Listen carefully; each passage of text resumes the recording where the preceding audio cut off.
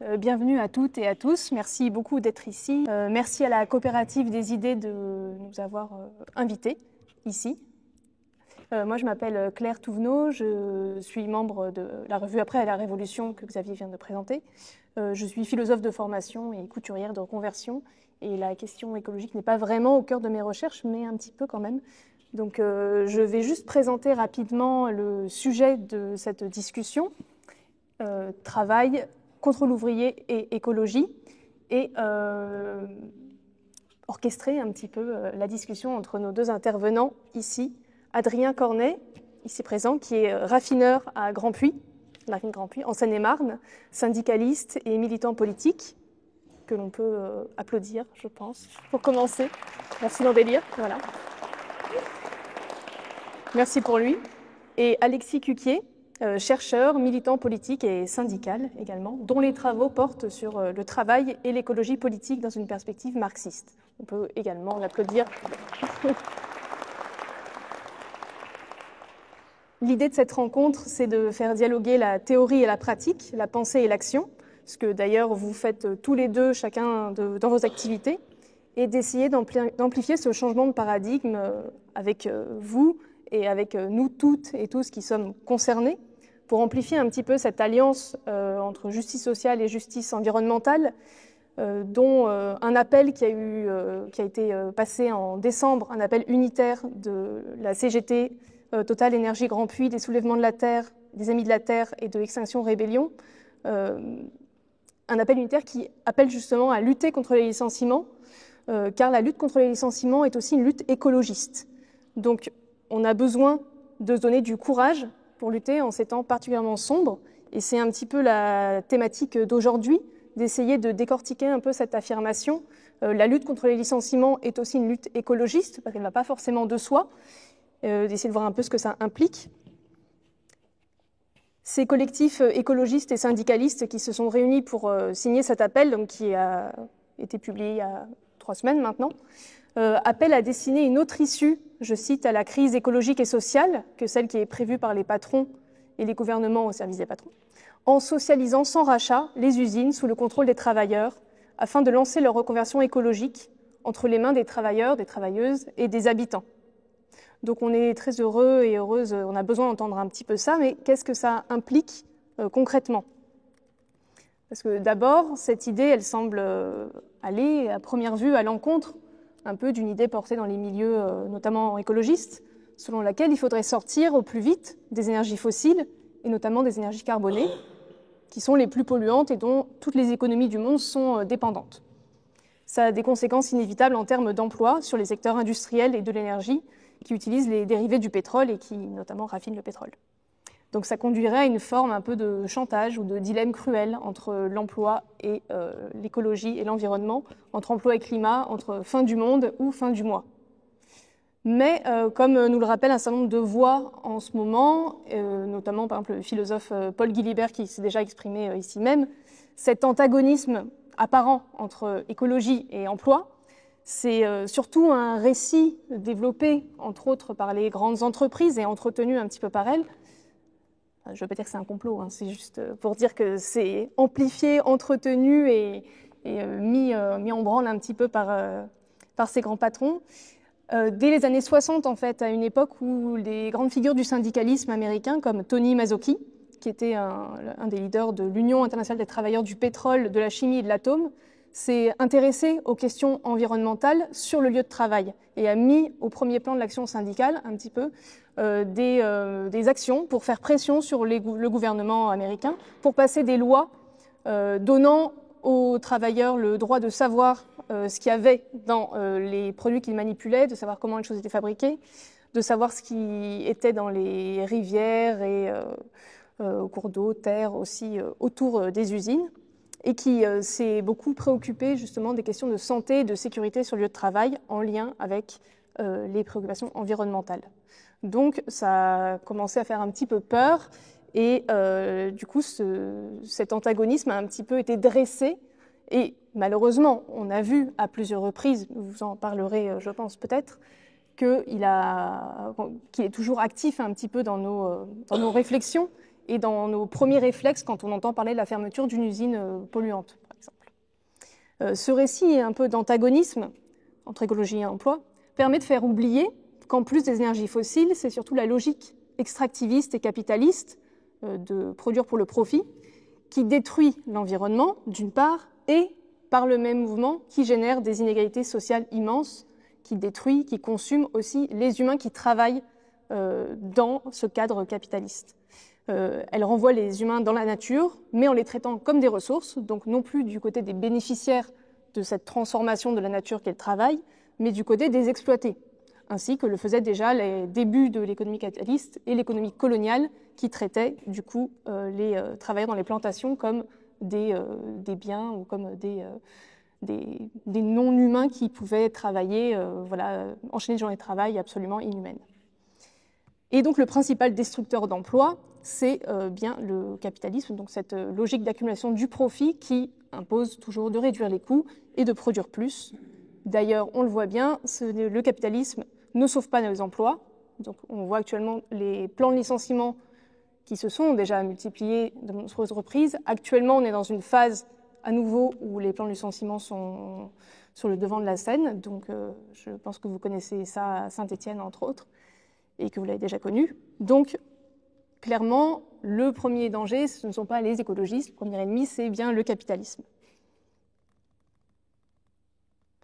Un autre exemple actuel, c'est l'usine Solvay dans le Gard, que peut-être vous connaissez. Donc, c'est une usine qui produit notamment des polluants éternels, les PFAS, et notamment l'un d'entre eux, le TFA. Et cette usine a annoncé sa fermeture pour octobre prochain. Elle a annoncé ça en septembre de manière assez inattendue parce qu'elle faisait beaucoup de bénéfices. Et peu de temps après, un rapport de Génération Future qui indiquait des relevés en fait, dans les cours d'eau environnants de taux de TFA, donc un des PFAS, bien supérieur à la moyenne et aux doses habituelles. Et on pourrait, un lien un petit peu de cause à effet, c'est puisqu'il y a ce scandale, alors l'usine ferme, donc les écolos en quelque sorte ont fait fermer l'usine. Mais c'est pas du tout ça qui s'est passé, parce que ça se passe peu de temps après le vote d'une législation qui durcit la réglementation sur les PFAS à l'Assemblée nationale, entre autres, et au niveau européen. Donc en fait, Solvay ferme cette usine pour ne pas se plier, entre autres, aux nouvelles réglementations, et préfère partir tout en gardant une petite activité sur place pour ne pas avoir à dépolluer le site. Donc les travailleurs et travailleuses et les riverains catastrophés d'une part par la fermeture de l'usine subissent une double peine qui est celle de ne pas savoir à quelle toxicité ils ont été exposés et de ne pas avoir d'indemnisation en fait par leur employeur qui les a exposés pour produire toujours plus. Ils dénoncent notamment le fait que quelque temps avant même l'annonce du plan de licenciement, l'annonce de la fermeture de l'usine, on leur demandait de produire de plus en plus, toujours plus, à des cadences toujours plus soutenues. Donc il y a bien cette logique prédatrice qui fait qu'on maximise le profit et qu'on produit, en oubliant totalement ou en ignorant volontairement les impacts et sur l'environnement et sur les humains qui travaillent.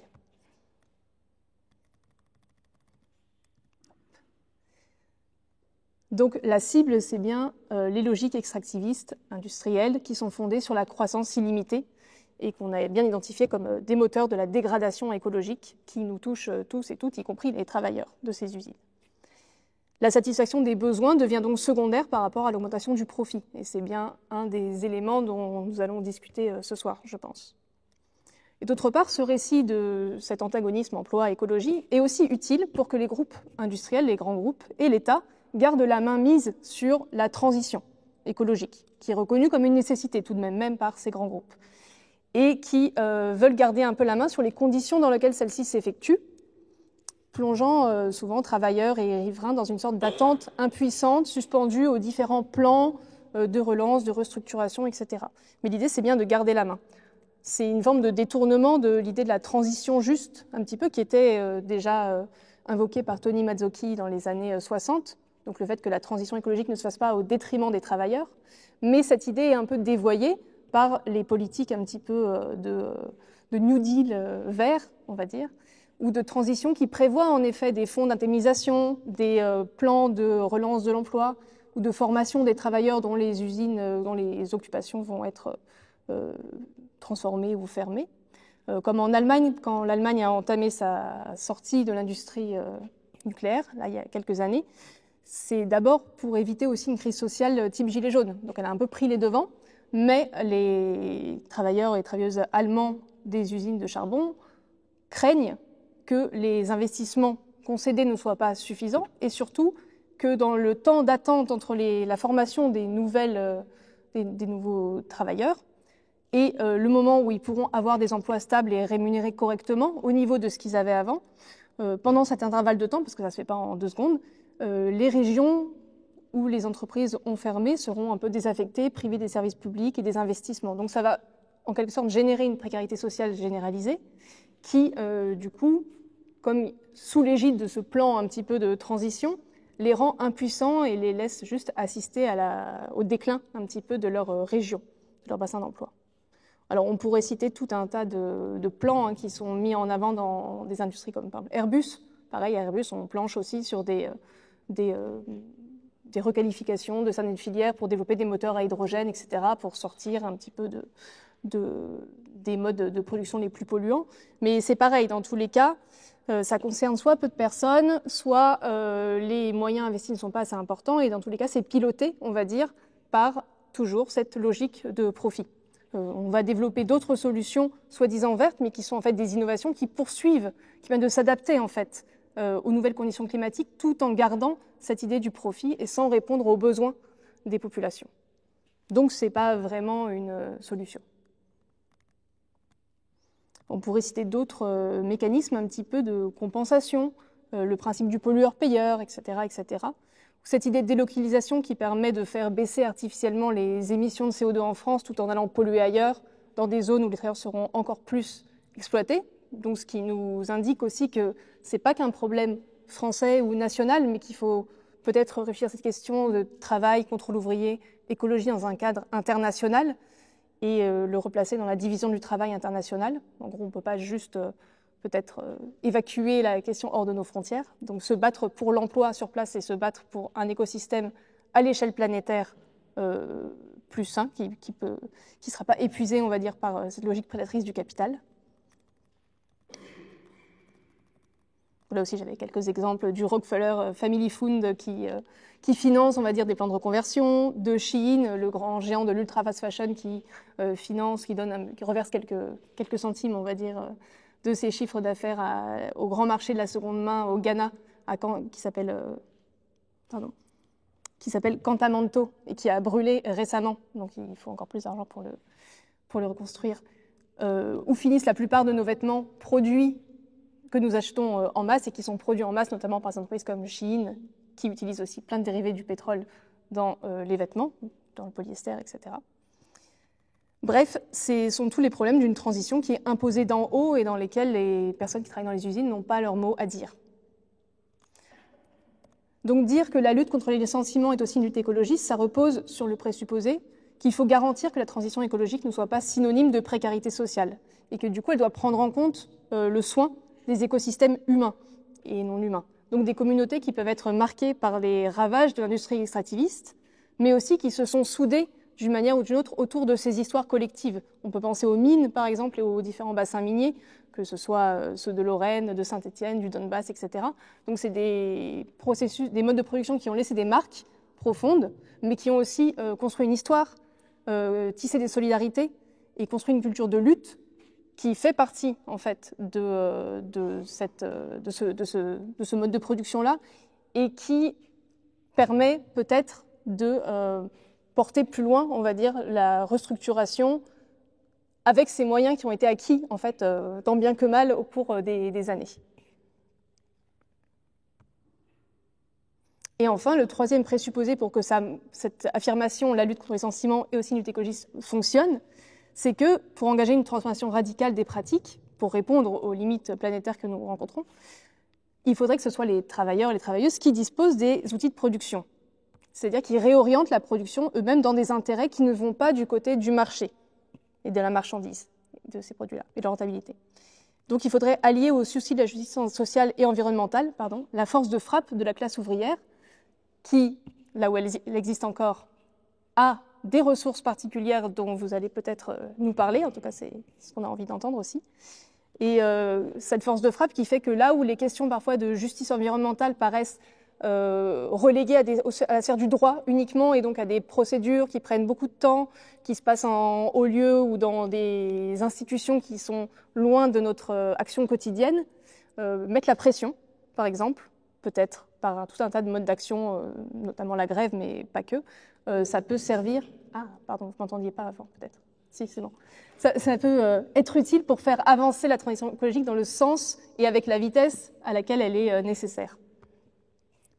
Donc, comment, dès lors, repenser le travail pour qu'il ne soit plus une force destructrice, mais un vecteur peut-être de régénération écologique? Est-ce qu'on travaille quand on détruit nos possibilités de subsister sur la Terre? Peut-être qu'il faut revoir aussi ce que veut dire le mot travail dans ce cadre-là. Peut-on enfin imaginer un avenir où les travailleurs et travailleuses et tous ceux qui supportent un travail qui n'est pas forcément un travail salarié reconnu, mais qui font partie de cet écosystème qui produit de la valeur. On pense que ce soit des personnes dans des emplois informels, clandestins, migrants, migrantes, femmes au foyer, etc., ou personnes écartées de l'emploi. Même les bénéficiaires du RSA maintenant travaillent depuis le 1er janvier, donc il faut peut-être aussi les intégrer dans cette réflexion.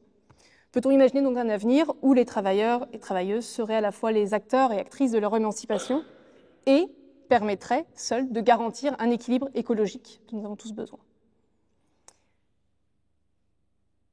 Donc, pour explorer un petit peu ces pistes, j'ai juste essayé de développer un petit peu quelques éléments qui font que ça ne va pas forcément de soi. Je vais dire ça.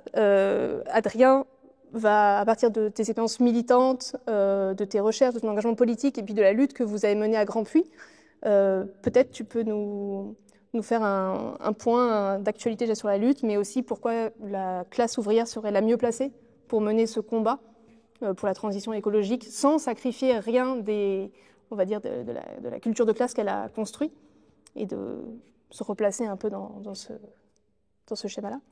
Et Alexis, à ton tour aussi, à partir de tes différents travaux, des exemples que tu as étudiés et de tes réflexions, peut-être nous aider à éclairer un petit peu cette question de contrôle ouvrier. Pourquoi est-ce que ça serait les ressources de la classe ouvrière qui permettraient d'engager cette transition écologique sans rien sacrifier, on va dire, de l'emploi?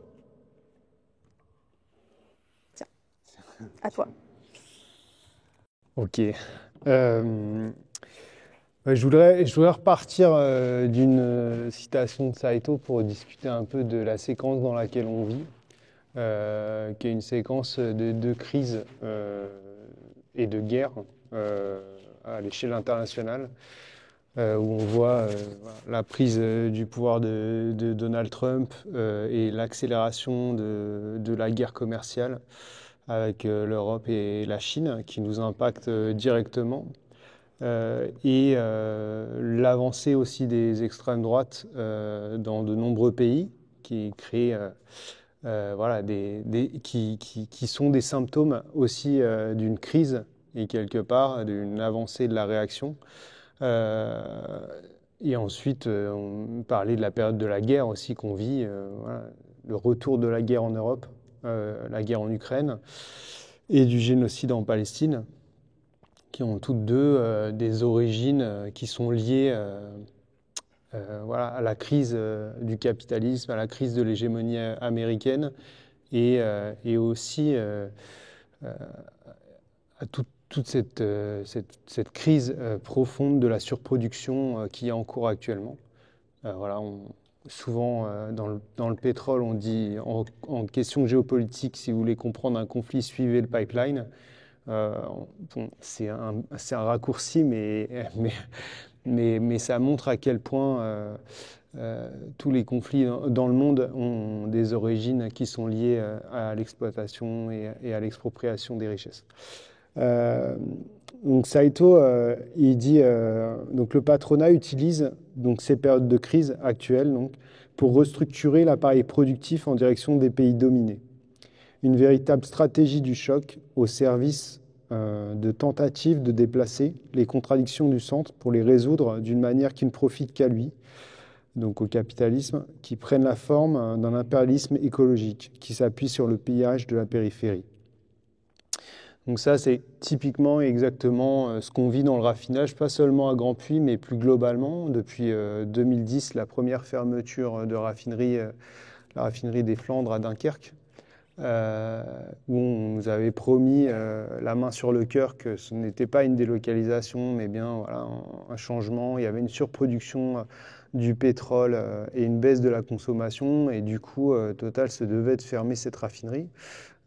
Et c'est devenu en gros le plus gros dépôt de la zone nord de France, et qui accueille des grands bateaux de produits finis aujourd'hui, donc pour alimenter les différentes stations de la zone nord de l'Île-de-France. Voilà. Donc aujourd'hui, on en est là, et c'est la continuité.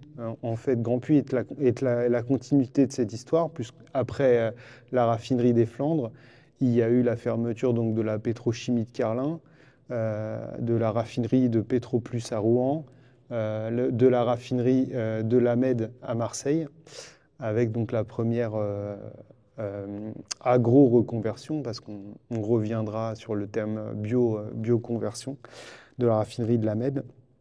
Et tout ça, ce sont tout simplement des délocalisations pures et simples, puisque la consommation ne baisse pas en France comme en Europe, et de fait, donc, l'importation de produits finis augmente, notamment dans des pays où on a créé, alors qu'il y avait un parc de voitures très petit, des pays comme Dubaï, comme l'Arabie Saoudite, avec très peu de voitures, on a créé des immenses raffineries géantes dans des pays où en fait les normes sociales et environnementales sont moindres par rapport à la France, voire n'existent pas. Voilà, ça c'est beaucoup, c'est très, très profond à comprendre très profondément, parce que quelque part c'est l'origine de tout ce qui s'ensuit et l'histoire actuelle. C'est-à-dire que tout ça, ça date pas d'hier, etc. En cours, il y a un opportunisme à la fermeture et à la délocalisation qui touche des centaines de milliers d'emplois en France actuellement. C'est le cas d'une grande crise de l'automobile, où vous voyez des centaines d'emplois qui sont en train d'être supprimés dans toutes les régions de France. Des centaines de milliers d'emplois chez les sous-traitants, chez les donneurs d'ordre. Voilà, il y a des projets de partout de fermeture, à PSA, à Renault, à Valeo, à Michelin, à Vancourex, dans toute la chimie, dans la vallée de l'Isère, sur le même prétexte. Par exemple, les patrons de l'automobile nous disent, voilà, la main sur le cœur, on a compris la nécessité de faire la transition, et aujourd'hui on va être obligé de supprimer des emplois, parce que faire des voitures électriques, ça nécessite moins de force de travail, et du coup on va supprimer jusqu'à 100 000 emplois. Voilà. Et c'est exactement la même chose dans la chimie, où en fait ils nous disent que voilà, il y a moins de besoins, alors qu'en réalité, si je prends juste l'exemple de Michelin, c'est 1200 suppressions d'emplois, alors que Michelin a juste prévu de délocaliser les emplois, puisqu'il a créé des usines jumelles dans les pays où les normes sociales et environnementales sont moindres, comme l'Europe de l'Est, comme la Turquie, comme ailleurs, juste pour en fait maximiser ses profits. En fait, ça pose directement la question qui est une question que je dirais l'écologie bourgeoise ne traite pas. Je pense que dans cette salle, c'est un acquis, la nécessité de produire autrement, pour faire en sorte que ce qui se passe à Los Angeles n'existe plus, ce qui s'est passé à Mayotte n'existe plus, ce qui s'est passé à Valence n'existe plus. Et on pourrait continuer encore et encore toutes les catastrophes écologiques et humaines qui sont liées à la crise écologique. Et pourquoi j'ai hésité? Parce que souvent, dans les journaux, dans Le Monde, ou les journaux qui sont plutôt de masse, on parle d'une incompréhension volontaire ou non de qui est le responsable de cette situation. Et on dit souvent le responsable, c'est l'activité humaine. L'activité humaine, c'est pas quelque chose de neutre, ça n'existe pas en fait, on ne s'active pas tout seul. En fait, l'activité humaine, elle est dirigée par un système de production qui s'appelle le capitalisme, qui répond à la seule nécessité que de faire du profit. Et Et ça, c'est trop rarement posé. C'est pour ça que je le rappelle en début, parce que même si c'est acquis dans cette salle, et tant mieux, c'est malheureusement trop rarement posé. C'est malheureusement trop rarement posé aussi parce que l'écologie, elle s'est construite en contre cette idée. C'est-à-dire de dire que voilà, il fallait faire l'écologie des petits gestes, des petits pas, ce que nous, on nommerait quelque part l'écologie bourgeoise, à raconter qu'en fait, le problème, c'était pas tant les patrons du raffinage, mais plutôt les ouvriers qui en fait ne se battraient jamais à côté des écolos parce que eux, c'était des productivistes, pollueurs, et qu'ils avaient comme volonté de continuer à polluer. Ça, c'est des choses qui ont même touché, dans un certain sens, des alliés, des camarades de la pensée marxiste et léniniste. Quelque part, je rappelle souvent cette phrase d'Andreas Malm qui dit, voilà, les ouvriers, les raffineurs, les ouvriers du charbon ne seront jamais de notre côté parce qu'ils ont un intérêt matériel à ne pas fermer leur usine.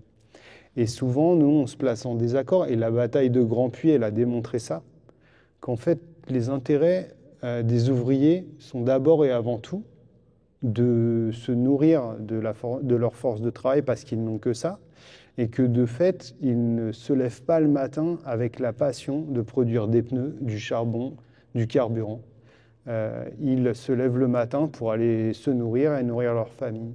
Et que la deuxième des choses la plus importante, ça Claire l'a dit dans son introduction, je dirais que c'est les premiers victimes de la pollution de leurs usines. La question de la santé des travailleurs est trop rarement abordée par ce qu'on appellerait, encore une fois, ce que moi j'appellerais l'écologie bourgeoise, de se soucier, et c'est juste d'ailleurs de se soucier de la nature, de l'impact de la pollution sur la santé des dauphins, des ours blancs et des phoques. Mais il serait temps, et je dirais il est très important de penser d'abord et avant tout les premières victimes de la pollution. Ce sont les travailleurs, ce sont eux qui respirent les premiers la pollution, l'air, les produits soit qu'ils respirent, soit qui sont touchés dans leur peau, etc. Un raffineur, par exemple, ça sent le carburant du matin au soir. Ça prend 2 douches par jour et pour autant, ça rentre et ça sent le carburant. Et si moi, je sens le carburant quand j'embrasse mes enfants, ça veut dire que c'est dans ma peau, dans mes cheveux, et que tout ça, ce sont ce qu'on appelle des CMR, des produits qui sont cancérigènes, mutagènes et qui attaquent les parties reproductives, et donc qui, quelque part, me condamnent à mourir beaucoup plus tôt que les autres. Pas parce que je l'ai choisi, mais parce que je n'ai pas d'autre choix que de faire ce métier. Et aussi, et il faut le dire, parce que ce métier-là, quelque part, il répond à des besoins. C'est aussi trop souvent dit, mais l'écologie, elle s'est construite en contre la production. Quelque part, dans une impression que la production, c'était quelque chose qui était automatiquement contre la nature, qui la salissait, etc. D'un point de vue, c'est vrai, puisque de toute façon, de fait, dans les mains des capitalistes, généralement, la production, elle est faite comme ça. Parce que maintenir un outil de travail, réparer une raffinerie, y mettre des filtres, etc., ça coûte de l'argent, ça touche à leur taux de rentabilité et du coup, ils vont à l'encontre de ça. Et donc, du coup, dans les années 70, quand le mouvement écolo, il naît, il se construit souvent contre la production. Et sans jamais répondre à la question qui est fondamentale et à laquelle répond une usine, c'est-à-dire comment on répond à des besoins de transport, de chauffage, de déplacement, et je pourrais aller plus largement, l'ensemble des besoins de la société. Et du coup, la question de la bataille de Grand Puy, elle pose cette question-là. C'est une raffinerie qui, en 2020, c'est un bastion de lutte qui a fait toutes les grandes luttes de 2010 à 2020 contre la bataille de la retraite à point. Arrive à un moment et Total dit voilà, vous avez un pipeline, un tuyau qui part du Havre pour nous amener le pétrole brut et qui va jusque dans les terres d'Île-de-France. Ce pipeline, il est usé. il est percé de partout et du coup, on doit arrêter la raffinerie. On ne va pas faire les réparations. Par contre, on va vous faire prendre la transition qu'on a décidé chez Total et on va créer une usine d'agrocarburants et d'agroplastiques qu'ils appellent, eux, bioplastique et biocarburants. À ce moment-là, il y a une prise de conscience au sein d'abord du syndicat et ensuite de l'ensemble des ouvriers, qu'ils soient syndiqués ou non, qui essayent de comprendre ça veut dire quoi, ça, la transition. Ça veut dire 500 suppressions d'emplois, 200 chez les salariés organiques, 500 chez les sous-traitants. Les 200 salariés organiques sont soit mutés, soit partis en pré-retraite, et les 500 sous-traitants seront virés manu militari.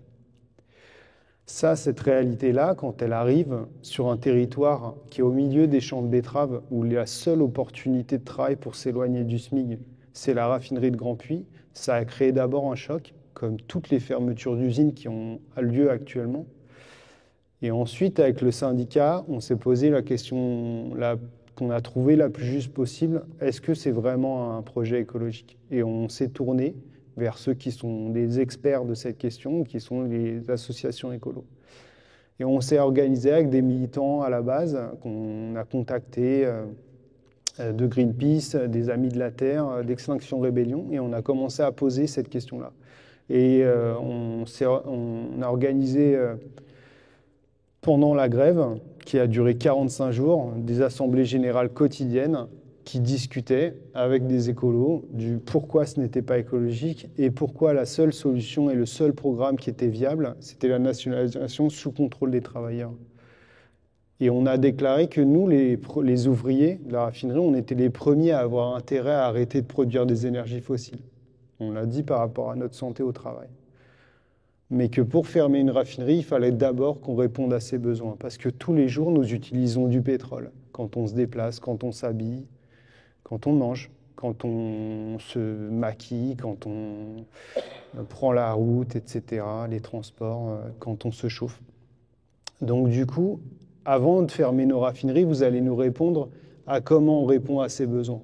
Et ensuite, on discutera de ce qu'on fait de nous aussi. Voilà. Et ça, c'est un peu l'impasse dans laquelle l'écologie bourgeoise s'est enfermée. C'est-à-dire qu'elle propose de faire une loi en disant qu'il faut interdire les PFAS. Moi, je suis pompier en raffinerie, ça fait 15 ans que je bouffe des PFAS. Parce que les pompiers, des produits qui s'appellent les émulseurs, qui sont des produits où il y a plein de PFAS, parce qu'ils sont indestructibles au feu. Donc s'ils sont indestructibles au feu, imaginez-vous qu'ils sont bien indestructibles dans la nature aussi et dans mon corps aussi. Donc toute cette logique-là, encore une fois, nous sommes les premiers à avoir intérêt à interdire les PFAS. Mais le problème, c'est qu'est-ce qu'on fait des travailleurs qui bossent dans ces usines-là? Et ça, l'écologie bourgeoise, elle s'en fout. Donc elle vote une loi en disant que c'est une victoire historique. Et les travailleurs, ils sont virés. Et en plus de ça, le site n'est pas dépollué. Parce que le capitalisme, il n'a aucun intérêt à dépenser de l'argent pour dépolluer un site. Et toute cette logique-là, elle crée un état d'esprit anti-écolo dans la classe ouvrière. Ça a un impact énorme chez nos camarades. Ça crée un état d'esprit anti-écolo dont la seule organisation politique qui porte ça, c'est l'extrême droite. Donc en définitive, ce projet-là, ce projet politique-là, renforce l'extrême droite dans la classe ouvrière. Voilà, et je terminerai là-dessus, on reviendra dans la discussion, mais je ne voudrais pas faire trop long. Ah oui, il me reste quelques minutes. Non, mais juste pour dire que la bataille de Grandpuits, ça a été quelque part une défaite matérielle, puisqu'on n'a pas sauvé les emplois. Les 500 emplois, ils ont été détruits par Total. On a toujours 250 emplois sur le site. Pardon. Et aujourd'hui, l'arrivée de Trump au pouvoir, elle impacte directement le site de Grandpuits, puisque le greenwashing lui-même ne tient plus face à la crise et à la guerre commerciale. Donc, y compris ce projet est potentiellement, le projet d'agrocarburant est potentiellement remis en question. Hein, le but de faire du kérosène, la seule porte de sortie pour l'aviation. Hein, le projet de Boeing, c'est quand même de doubler le parc aérien, la capacité de pouvoir, voilà, de doubler le parc d'avions. En 2050, ils comptent doubler par rapport à aujourd'hui. Voilà, ça, c'est le projet des capitalistes. Et ils vont le faire voler à base d'agrocarburants. Voilà. Donc, ils vont prendre des terres arables, des terres où on peut cultiver du bio pour nourrir nos gosses. Et ils vont mettre du soja, de la betterave, tout ce que vous voulez pour faire voler des avions et que les bourgeois puissent s'envoler. Parce que la grande majorité des gens qui prennent les avions, c'est quand même des bourgeois. Et ça, c'est le projet du capitalisme. Ça, c'est la transition verte du capitalisme. Et c'est pour ça que la seule option qu'on ait, elle est dans nos mains, elle est dans les mains de la classe ouvrière, pour une raison qui est simple, c'est qu'on a la connaissance et l'expertise de produire. On connaît nos outils de travail par cœur. On sait à quel moment on pollue, à quel moment on ne pollue pas. On sait que nous, qui nous baignons dans nos rivières, dans les rivières qui sont à côté de nos usines, on se promène dans les forêts, on y vit même. On est nous-mêmes riverains de nos usines. On n'a aucun intérêt à polluer et on sait très bien comment ne pas le faire. Il suffirait de mettre des moyens techniques dont on a... Tout ça, c'est dans nos mains déjà. Et c'est dans les mains de tous les ouvriers qui ont une connaissance incroyable de leur outil de travail parce qu'on est hyper spécialisé. Et ça, on peut le faire. On peut le faire si on y déploie un rapport de force conséquent. Parce que ce programme, il ne peut pas juste se poser comme ça. Hein. Ce programme, il se pose en face de nous. On a un capitaliste organisé. On s'affronte à l'une des entreprises les plus puissantes du monde. C'est Total. Et Total, avec eux, ils ont l'État, ils ont la police, ils ont l'armée. Et juste pour ne serait-ce que 2 ans de vie au travail, en 2010, quand on s'est battu contre la réforme des retraites à Grand-Puy, on s'est fait réquisitionner. Quand vous êtes réquisitionné, vous êtes menacé de 2 ans de prison, 35 000 € d'amende. On est en capacité, la police est en capacité de vous menotter pour vous emmener au travail. Et ça, c'est la réalité qu'on a vécue encore en 2023. En 2023, les raffineurs de Normandie ont vécu exactement la même chose, alors qu'ils ont paralysé plus de 50% des vols d'Orly et Roissy. La démonstration qu'on a refaite en 2022, c'est que la classe ouvrière, elle a la capacité de paralyser le capitalisme. Elle a la capacité de tout bloquer. Elle a la capacité de nous donner une liberté d'action pour pouvoir organiser un rapport de force et reprendre en main notre avenir. Mais pour ça, il va falloir qu'on prenne conscience que la classe ouvrière, au sens le plus large, elle prenne conscience de sa force et qu'elle prenne conscience aussi des adversaires qui l'arrêtent quand elle avance. Voilà. Et nous, on n'oubliera pas que pendant la grève de 2023, on a été isolé par l'intersyndicale, qu'après le 49.3, alors que les grèves elles étaient en train de se radicaliser, notamment à Normandie, dans le fret, à Châtillon, dans le TGV, que tous les jeunes, ils étaient dans les rues, dans Paris, que les éboueurs, ils étaient en train de se faire réquisitionner, il n'y a eu aucun mouvement de l'intersyndicale. Si c'est nous dire que brûler des poubelles, c'était violent. On n'oubliera pas qu'en 2018, quand les Gilets jaunes ont été dans Paris, dans les rues, l'intersyndicale, elle a déclaré que ce mouvement était violent et raciste. Plutôt que d'organiser la classe ouvrière en union avec les Gilets jaunes, de pouvoir faire en sorte, à ce moment-là, au moment où Macron faisait chauffer l'hélicoptère dans son palais de l'Élysée, on était encore en capacité de pouvoir le renverser. Il va falloir aussi prendre conscience de ce à quoi on s'affronte et de pouvoir s'organiser nous-mêmes pour faire en sorte que tout ça, ça s'arrête et qu'on puisse enfin les plier. Merci.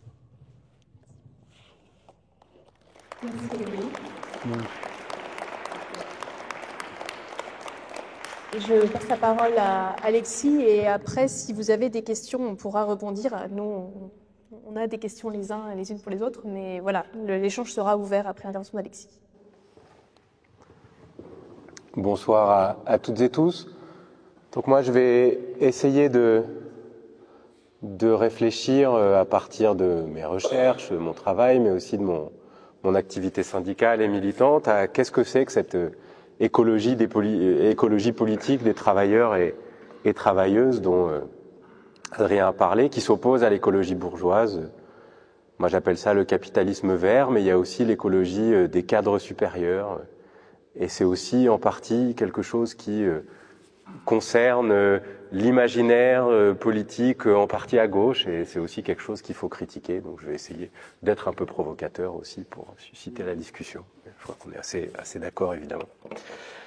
Ok, donc moi j'ai travaillé pas mal sur les reconversions écologiques par en bas, par les travailleurs, travailleuses, notamment ouvrières et ouvriers. Et d'abord, pour commencer, il faut dire qu'elle existe, cette écologie politique, qui est pas très connue, qui est pas très valorisée. Moi, je suis à la CGT aussi. Elle existe dans la CGT, elle a existé en partie un peu à une époque à la CFDT, mais en fait, elle existe dans le monde entier depuis longtemps et on la connaît pas très bien. C'est pas du tout l'imaginaire de l'écologie Greenpeace ou ELV, et on la connaît pas.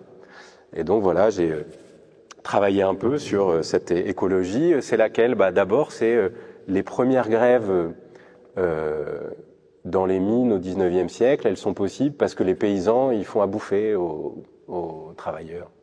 Sans cette alliance entre paysans et ouvriers, pas de mouvement syndical au 19e siècle, et personne ne connaît ça. C'est aussi les luttes pour s'organiser face aux dégâts sur la santé au travail. Moi j'aime bien, moi je suis aussi philosophe marxiste, rappeler qu'en fait le marxisme ça part de là. C'est Engels, la situation de la classe ouvrière en Angleterre, c'est une critique de la dégradation et des morts causées par le capitalisme. C'est un procès contre ça, la dégradation de la santé. C'est toujours le cas aujourd'hui. Et le marxisme, Marx, y compris les manuscrits de 44, ça vient de là. Donc le mouvement ouvrier, il a toujours su que la santé au travail, c'était un enjeu écologique, mais pas cette écologie bourgeoise par en haut dont tu parlais. Et c'est aussi, en ce moment même, je saute, on pourrait parler de plein de choses, Pénat Royal, les luttes dans les centrales nucléaires, plein de trucs, le Larzac, il y a plein. Mais aujourd'hui, c'est aussi plein d'expériences. Alors, il y a Grand Puy, qui est une lutte exemplaire. Il y a aussi la Chapelle d'Arblay, on connaît un peu, mais il y a aussi plein d'autres alliances entre des syndicalistes, des militants écologistes qui acceptent de s'intéresser au travail et aux travailleurs, parce qu'il y a un mouvement qui est en train de se faire, et puis des habitants.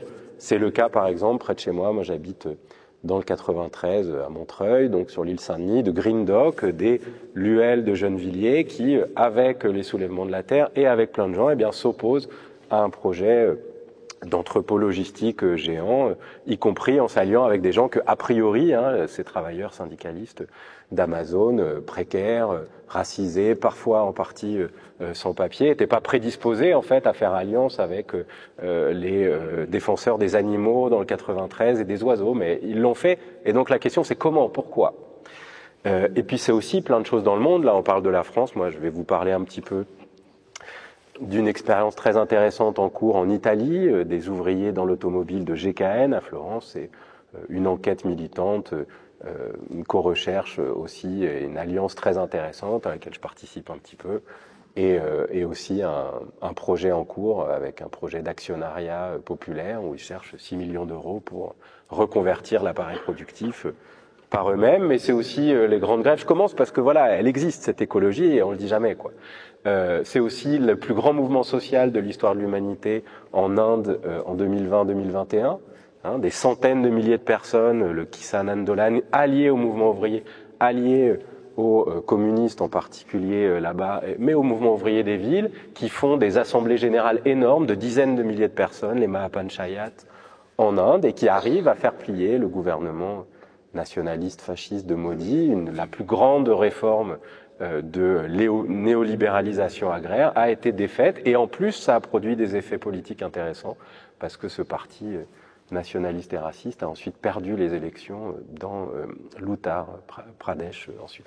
Donc voilà, il y a plein d'autres exemples un peu partout, en Afrique du Sud, en Bolivie. Bon, donc elle existe cette écologie, mais peut-être qu'elle ressemble pas exactement à l'imaginaire qu'on a, parce que c'est une écologie du contrôle ouvrier et paysan sur la production, mais aussi des alliances, et moi c'est ce sur quoi je travaille, voilà, des alliances, donc Grand Puy c'était en alliance, donc dans le cadre de Plus Jamais Ça, ou l'Alliance écologique et sociale, la Chapelle d'Arblay aussi, mais en fait dès qu'il y a quelque chose, un mouvement intéressant qui avance et qui embarque d'autres gens, eh ben il y a des alliances. C'est le cas aujourd'hui, peut-être je vous en parlerai ou pas, on verra, l'Office national des forêts, les gardes forestiers qui s'opposent à l'extractivisme prescrite par l'État et qui s'allie avec SOS Forêt, avec d'autres, avec des écolos, avec des riverains. À chaque fois, il y a ça. Et pourquoi il y a ça? Parce que sur le fond, le contrôle ouvrier, c'est extrêmement important, mais il faut aussi redéfinir démocratiquement les besoins. Et ça, c'est pas les travailleurs qui vont le faire. Ils vont le faire avec les habitants. Et donc, il faut une enquête commune. J'utilise le concept de Marx, du travail vivant. Je ne vais pas développer ça aujourd'hui, on peut en parler, mais il faut que les habitants, si aujourd'hui on se demande, voilà, il faut il faut que certains secteurs décroissent radicalement, que d'autres croissent, il faut que certains envisager la fermeture de certains... Mais tout ça, ça renvoie à quoi?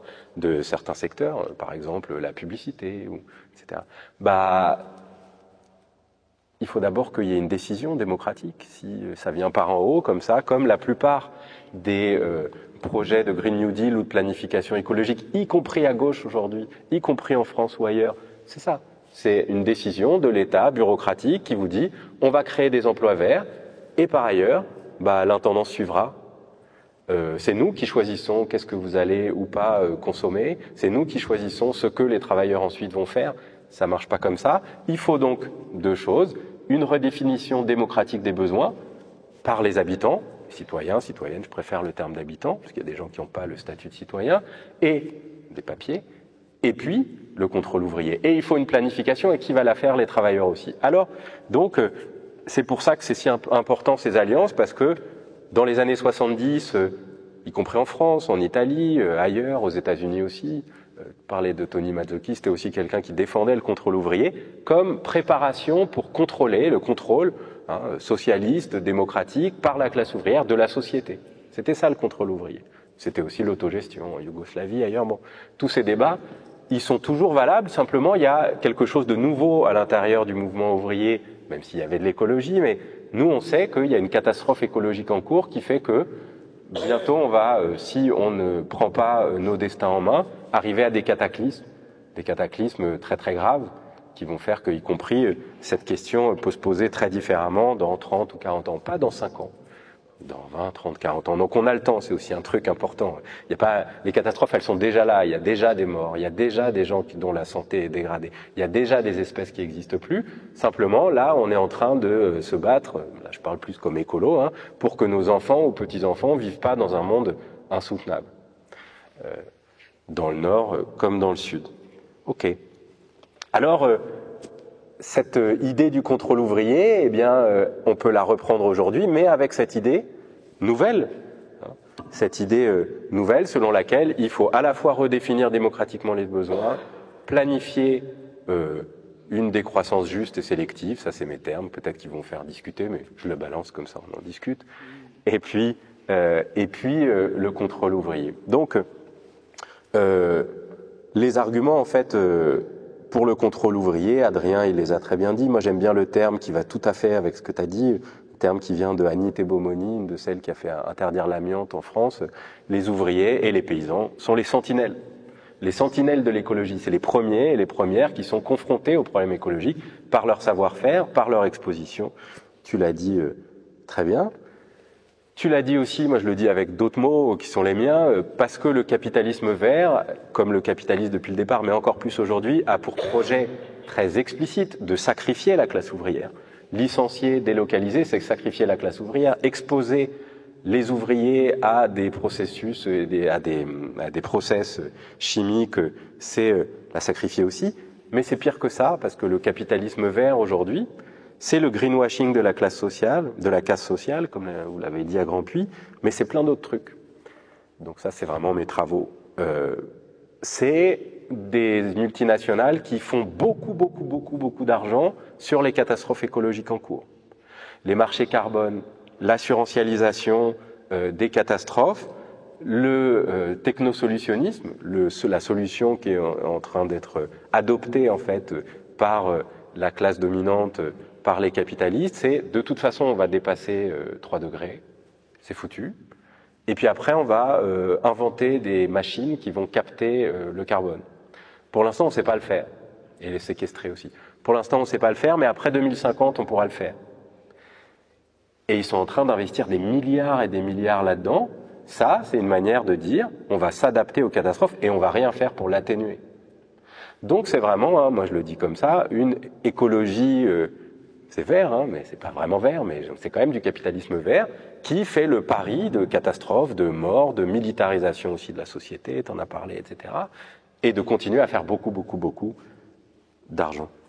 Et malheureusement, eh ben, cette écologie des cadres supérieurs, qui est aussi l'écologie dominante en France, qui pense qu'en fait produire des emplois verts et puis tout piloté par l'État, bah, en fait, elle n'est pas très différente de cette écologie-là. D'ailleurs, une bonne partie du marché carbone, de la finance verte, etc., ça vient des écolos. J'ai découvert ça il n'y a pas longtemps. En fait, c'est Lippietz, par exemple, qui a proposé le marché carbone, repris après. C'est l'écologie des cadres. Pareil, j'essaie d'être un peu provocateur exprès. Par contre, j'ai pas regardé le temps. D'accord. Ok. La troisième raison, et je vais insister là-dessus maintenant un peu avec des histoires.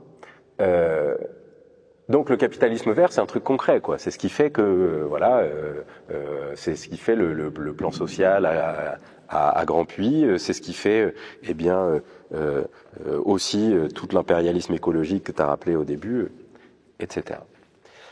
L'autre raison, c'est que pour pouvoir vraiment reconvertir l'appareil productif, pour pouvoir répondre à de réels besoins, pour pouvoir inscrire le travail dans le métabolisme de l'homme et de la nature à nouveau, comme disait Marx, bah, il faut que non seulement les travailleurs, mais aussi tout le monde, les habitants, se forment et enquêtent avec les travailleurs et acceptent de s'intéresser au travail. C'est pourquoi je dis souvent, donc moi je suis à la CGT aussi, la CGT elle a aussi une bataille, et les autres syndicats, une bataille culturelle à mener de connaissance du travail. On ne connaît pas le travail des gens.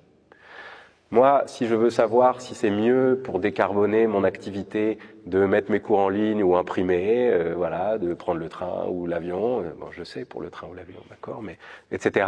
Il n'y a que moi qui sais, et les étudiants et étudiantes, parce qu'on connaît le travail.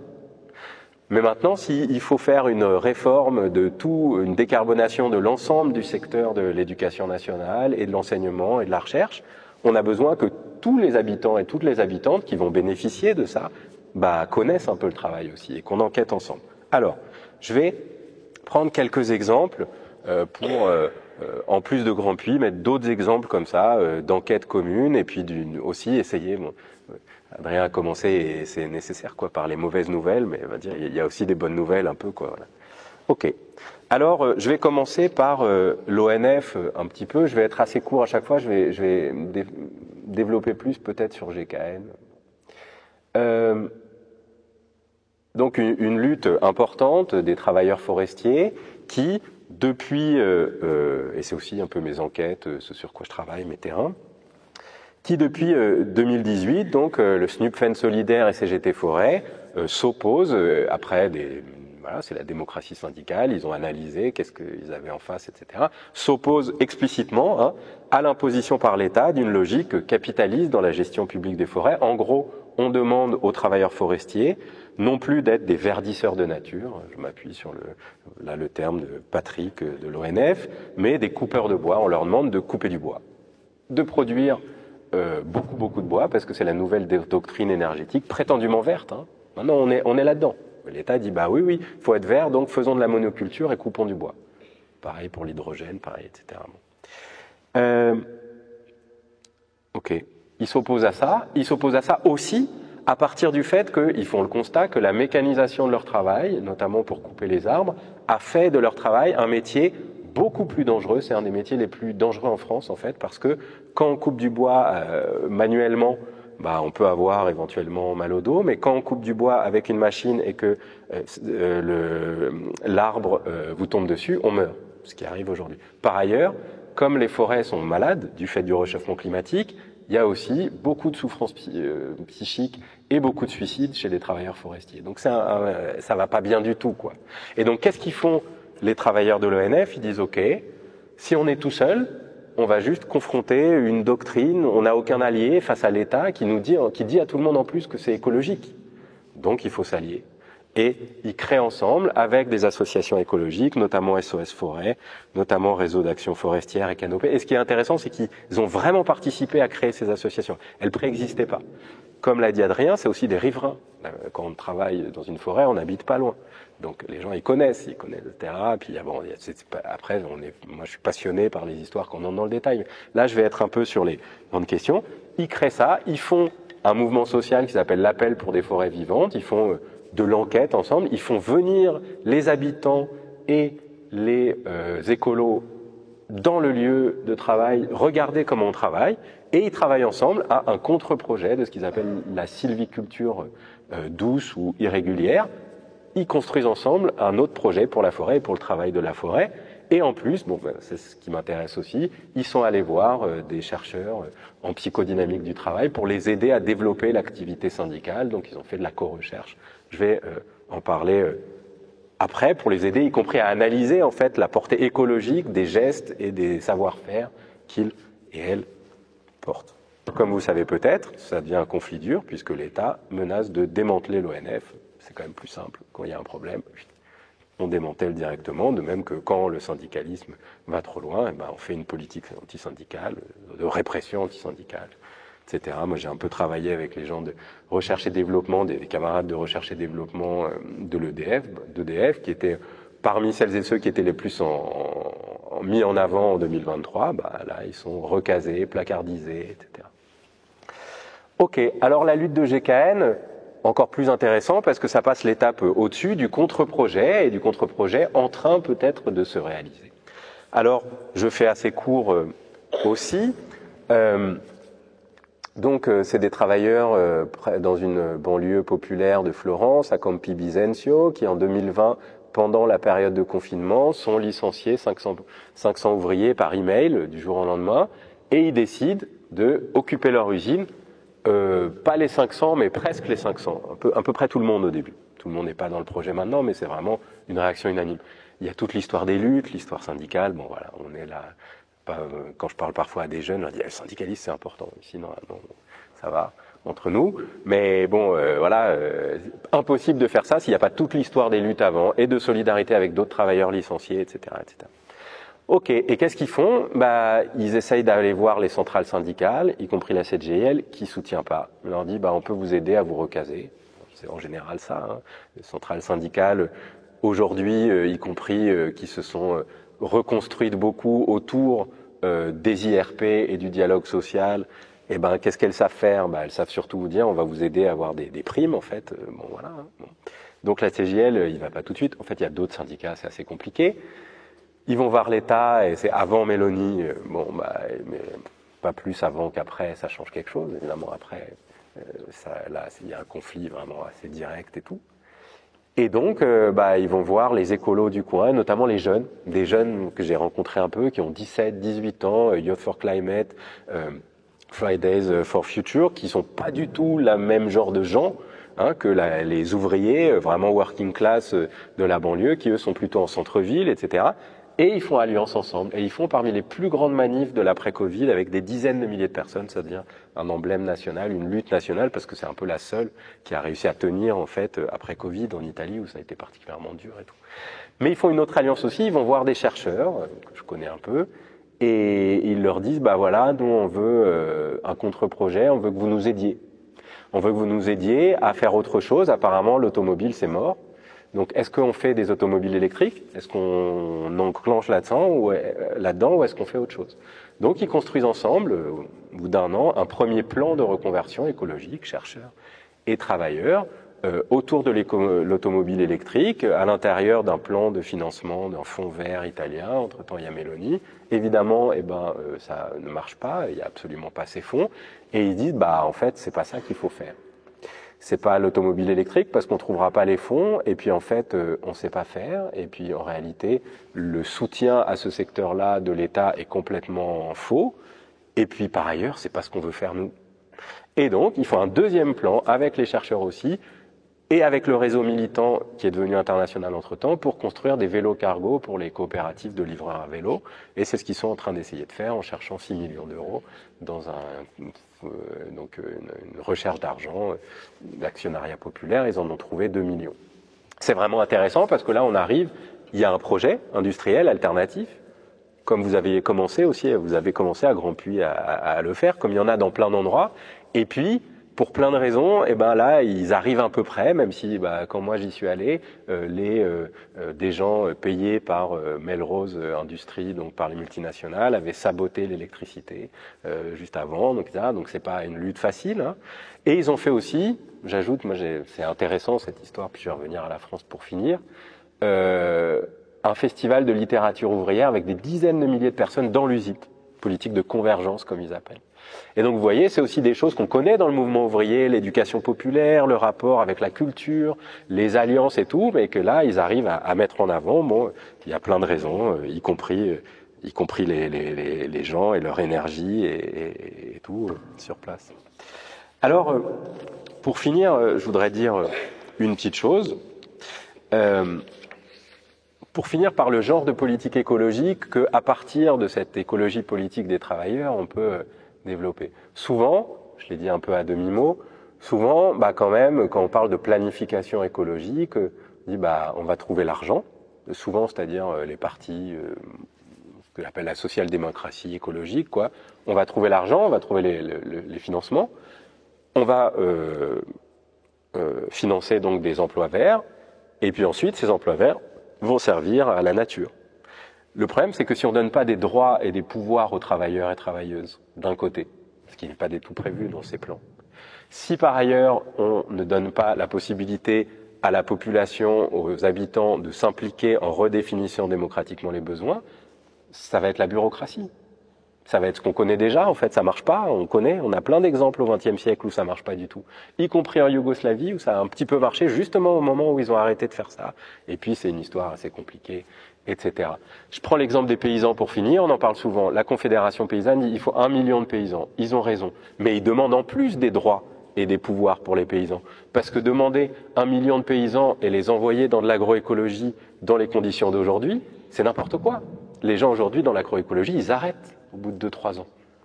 Pourquoi ? Parce qu'ils n'ont aucune solidarité économique, aucune solidarité politique, aucun appui pour les aider à se former. Donc dès qu'il y a un aléa, et quand il y en a, quand on fait de l'agroécologie, parfois il y a des années où on a une mauvaise récolte, ils arrêtent. Et donc vous voyez, il y a quelque chose d'assez irresponsable à mon avis dans cette écologie que j'appelle l'écologie des cadres en fait. Hein, on dit on va trouver l'argent, on va employer des gens et puis ça va devenir des fonctionnaires verts et puis advienne que pourra, l'intendant suivra. Non, il faut des droits, il faut du temps, il faut de l'enquête, il faut du temps pour délibérer, il faut plein de choses qui ne sont pas prévues aujourd'hui. Et ça devrait entrer aussi dans les revendications syndicales, sécurité sociale professionnelle, ce que mon syndicat appelle le nouveau statut du travail salarié, oui, mais pour pouvoir faire de la reconversion écologique. Des droits pour les CHSCT plutôt que pour les CSE, mais oui, mais avec veto si on a un projet d'organisation du travail qui constitue une atteinte à la santé des travailleurs ou la santé environnementale.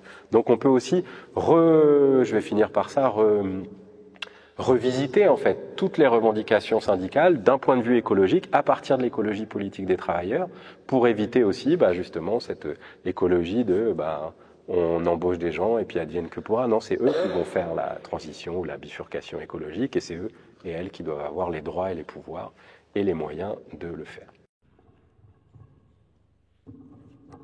Merci beaucoup Alexis.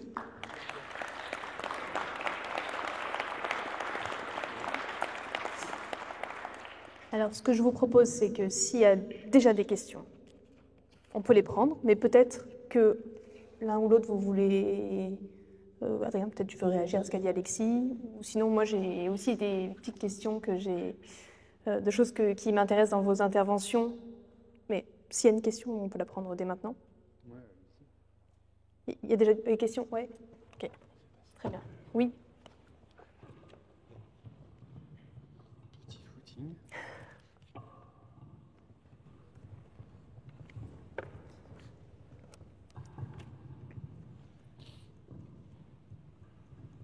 Bonsoir à tous. Bonsoir. Je suis Jacques Vivier, secrétaire général de PACI. Le PACI qui est un parti politique fondé par le président Laurent Gbagbo. Avant de la je vais remercier les amis. Grâce à lui, je suis ici. Ça fait partie de cette conférence. Merci. Donc, je disais, le PACI, c'est un parti politique, parti des peuples africains Côte d'Ivoire, fondé par le président Laurent Gbagbo, qui est un processus qui a été vitrifié par l'architecte central de l'architecte Kaka. Donc, dans son parti ici, on commence par là, on commence par pouvoir poser ma question. Excusez-moi.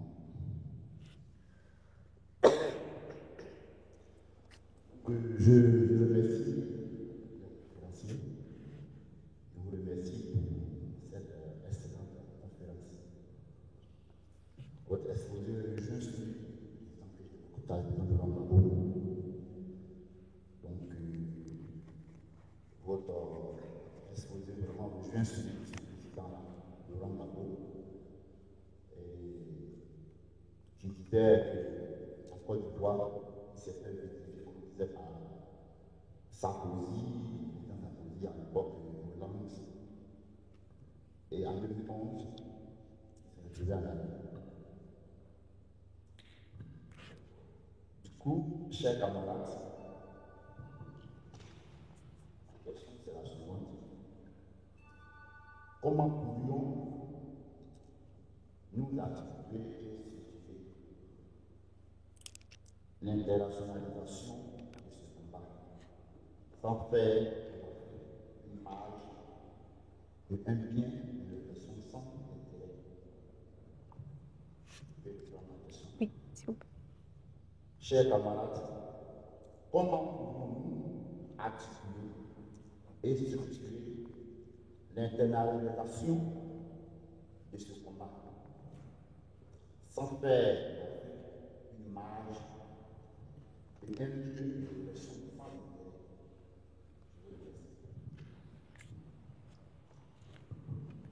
Je vous remercie. Vous voulez répondre maintenant? On prend d'autres questions. Peut-être on va prendre d'autres questions. Oui. Ouais, on peut en prendre plusieurs. On peut prendre une autre question aussi, et comme ça on fera une réponse groupée. Bonsoir à tous.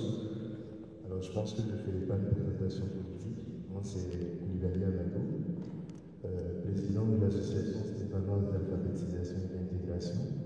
Mais avant tout, je tenais au fait à vous remercier, je dirais, pour vos différentes interventions qui nous ont permis quand même de comprendre un certain nombre de choses au titre de la transition écologique, etc. Alors, moi, j'aurais, je dirais, une ou deux questions. La première question aura trait un tout petit peu, je dirais, aux relations, pour ne pas dire dialogue social. Est-ce que, selon vous, au regard de la fusion des instances représentatives du personnel depuis, voilà, je dirais, la loi Rebsamen 2016-2017 de mémoire, est-ce qu'aujourd'hui on ne peut pas affirmer que l'exécutif contribue véritablement à la précarisation accentuée des salariés, ne pas dire la classe ouvrière? Parce qu'aujourd'hui, comme vous l'avez dit à juste titre, le CSE a été pourvu, je dirais, d'un droit de veto. Donc le CSE est soumis, je dirais, au diktat de l'employeur, dans la mesure où, ben, voilà, l'employeur n'est pas tenu par, je dirais, l'avis du CSE lorsqu'il est consulté. Et la seconde question va graviter plus autour du syndicalisme.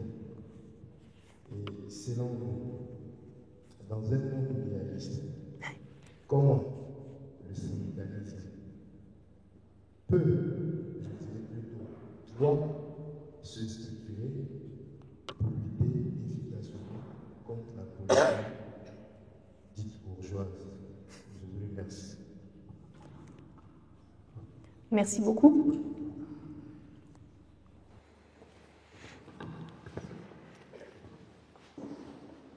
Tu veux commencer, moi, comme tu veux.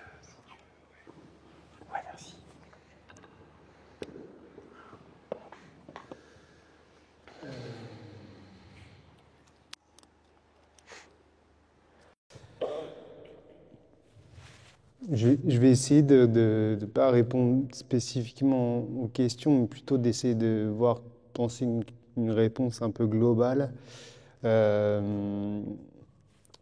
Déjà, une des choses dont on a peu parlé dans les différentes introductions, même si j'en ai parlé un petit peu avec Saito et avec la délocalisation, c'est le rôle de l'État impérialiste français dans l'appui des grandes entreprises multinationales françaises, que sont par exemple Total, EDF, et donc du rôle que joue encore l'impérialisme français, notamment dans l'exploitation des terres africaines et l'exploitation des travailleurs africains, qui soient sous-traitants de Total ou même des agriculteurs qui ont été délocalisés de force.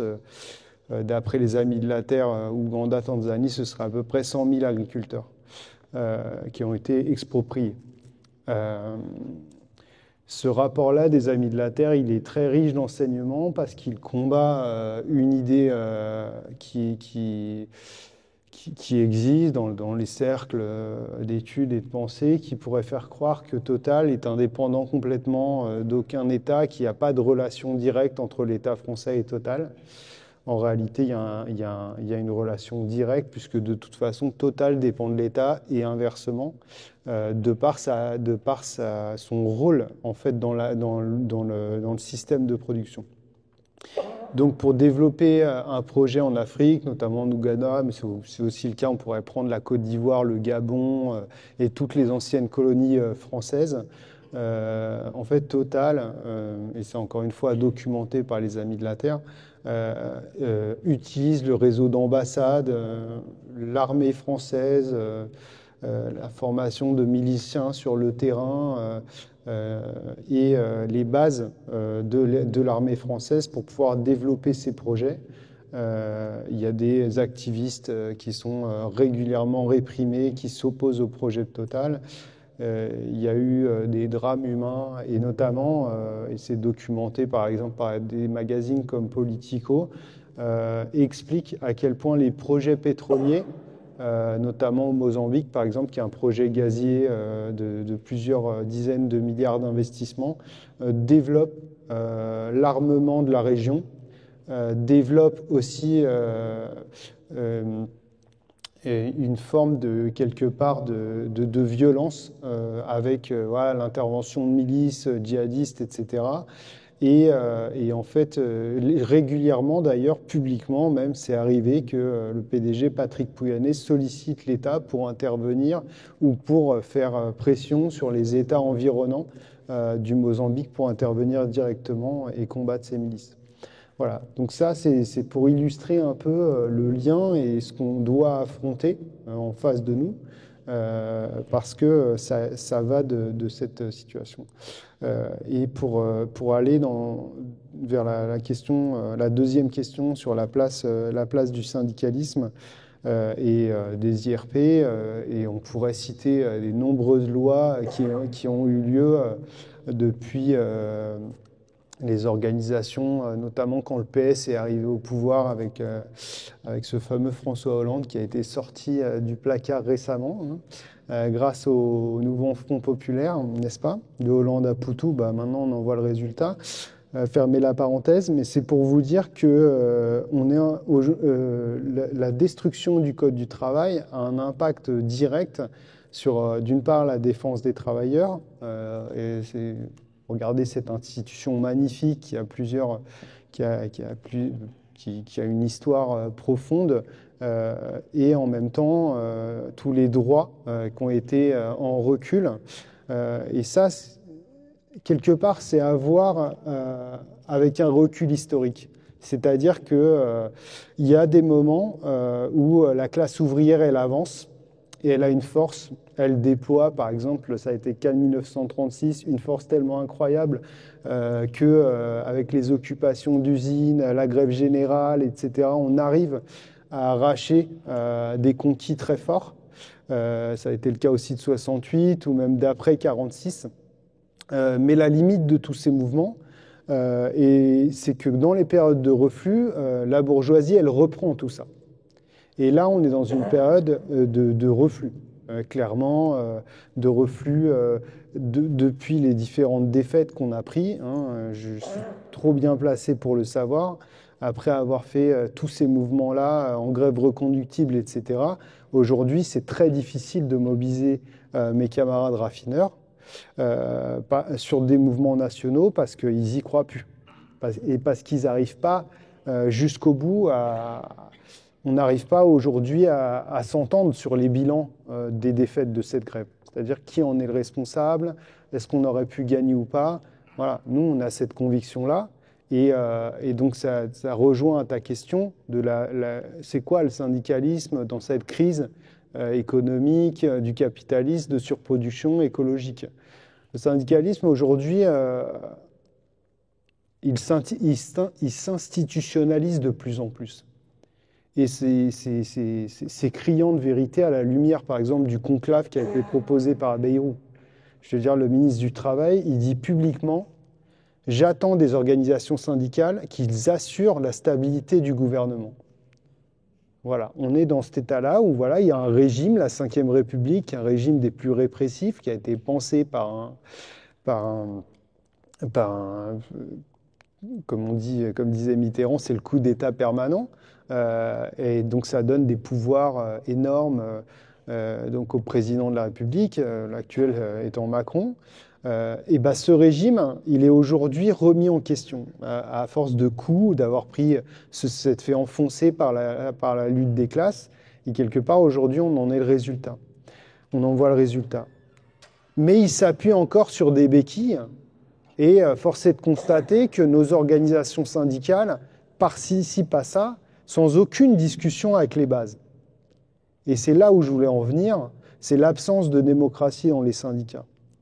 Entre la base et les directions, il n'y a malheureusement aucune possibilité de remontée, de discussion sur quand est-ce qu'on fait grève, sur quel mot d'ordre, est-ce qu'on participe ou non aux discussions avec le gouvernement, dans quelle période, pour quel but, etc.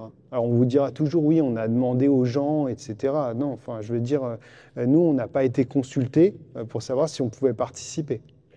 Et quand bien même on aurait été consultés, la question c'est pourquoi on y va. Voilà. Et par exemple, en 2023, on avait cette contradiction. Il y avait des assemblées générales, mais les mecs sur le terrain, ou les nanas, désolé pour dire souvent les mecs, mais parce que voilà, il y a à l'exploitation, la division sexiste du travail, elle a été organisée par le capitalisme, donc elle a mis les hommes à la production, les femmes en train de reproduire la force de travail à la maison. Donc on travaille principalement qu'entre mecs. Et je le déplore.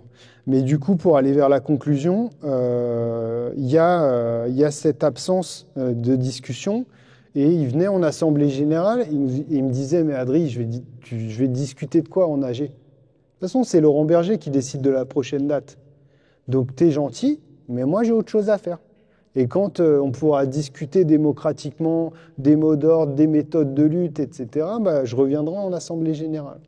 Vous voyez ? C'est ça aujourd'hui, c'est aussi pour ça qu'on est en crise aujourd'hui et qu'on a difficilement accès à cette position. Et c'est y compris le cas pour l'écologie. L'écologie, je veux dire, l'absence de discussion, même s'il y a des contradictions, attention, il y a des gens, il y a des périodes, ça avance, on a des discussions dans les fédérations. Moi, je fais partie de la Fédération nationale de l'industrie chimique. C'est la plus productiviste quasiment de la CGT. Je peux vous dire que j'ai mené ces combats avec mes camarades de Grand Puy frontalement et qu'aujourd'hui ça avance. C'est pas vrai que ça avance pas.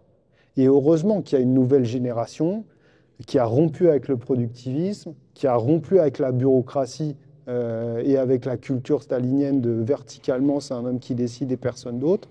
Mais aujourd'hui, il faut le dire, il y a encore beaucoup de difficultés à faire vivre la démocratie dans les syndicats.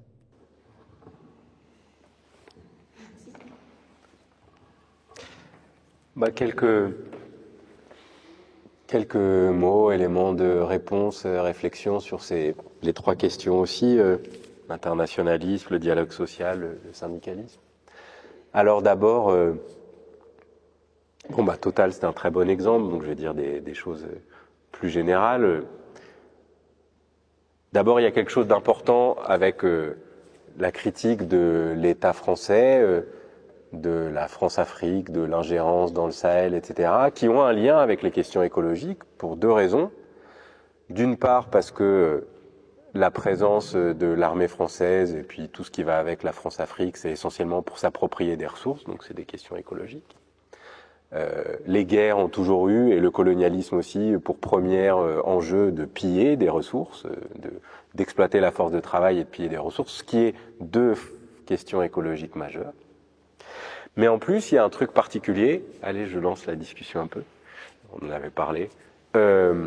Donc, à peu près un cinquième à peu près de l'économie en France est lié de près ou de loin à l'industrie militaire. C'est gros, on n'en parle pas beaucoup. Et il y a une question écologique, quoi, assez importante. J'ai pas travaillé, j'ai pas les chiffres sur la France parce que c'est aussi assez difficile de les avoir. Par contre, j'ai lu pas mal sur l'industrie militaire états-unienne. Elle pollue et elle carbone autant que le Portugal ou le Pérou. C'est énorme.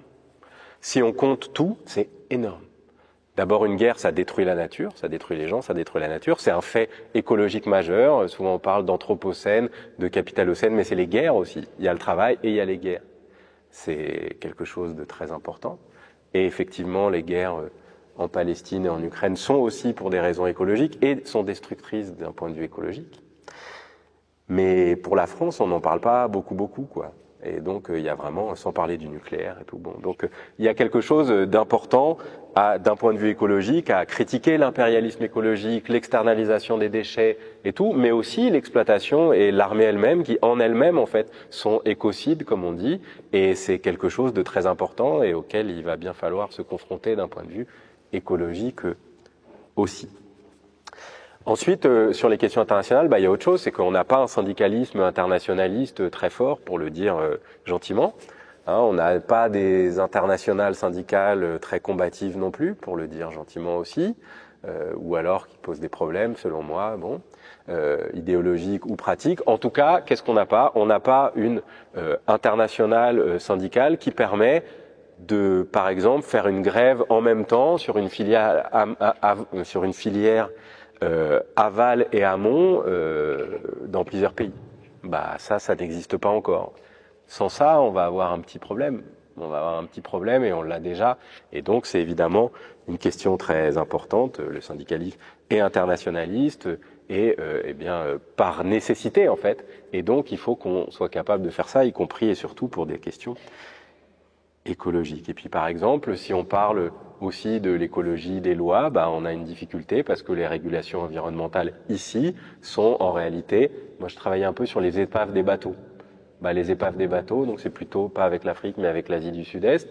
Plus on régule en France pour éviter que les épaves des bateaux, qui sont extrêmement polluantes, avec plein d'amiante, etc., ne finissent ici, plus elles se retrouvent dans les cimetières de bateaux, notamment à Chittagong et à Alang en Inde et en Indonésie, avec des gens qui ont des conditions de travail parmi les plus horribles et difficiles et destructrices au monde. C'est plein d'accidents de travail, c'est une exposition à l'amiante, etc. Et donc là, vous avez un sacrifice de la nature et des travailleurs en même temps.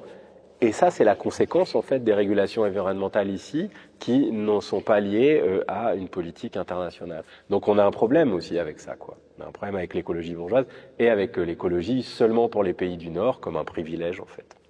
Bon, je vais aller plus vite sur le syndicalisme pour qu'on puisse continuer à discuter. Alors, d'une manière générale, je vais essayer de dire un peu, moi j'essaye de faire ça, de dire aussi un peu les bonnes nouvelles. Donc le syndicalisme des IRP et du dialogue social, il a tellement été détruit par les réformes depuis 2017 qu'il est vraiment en crise.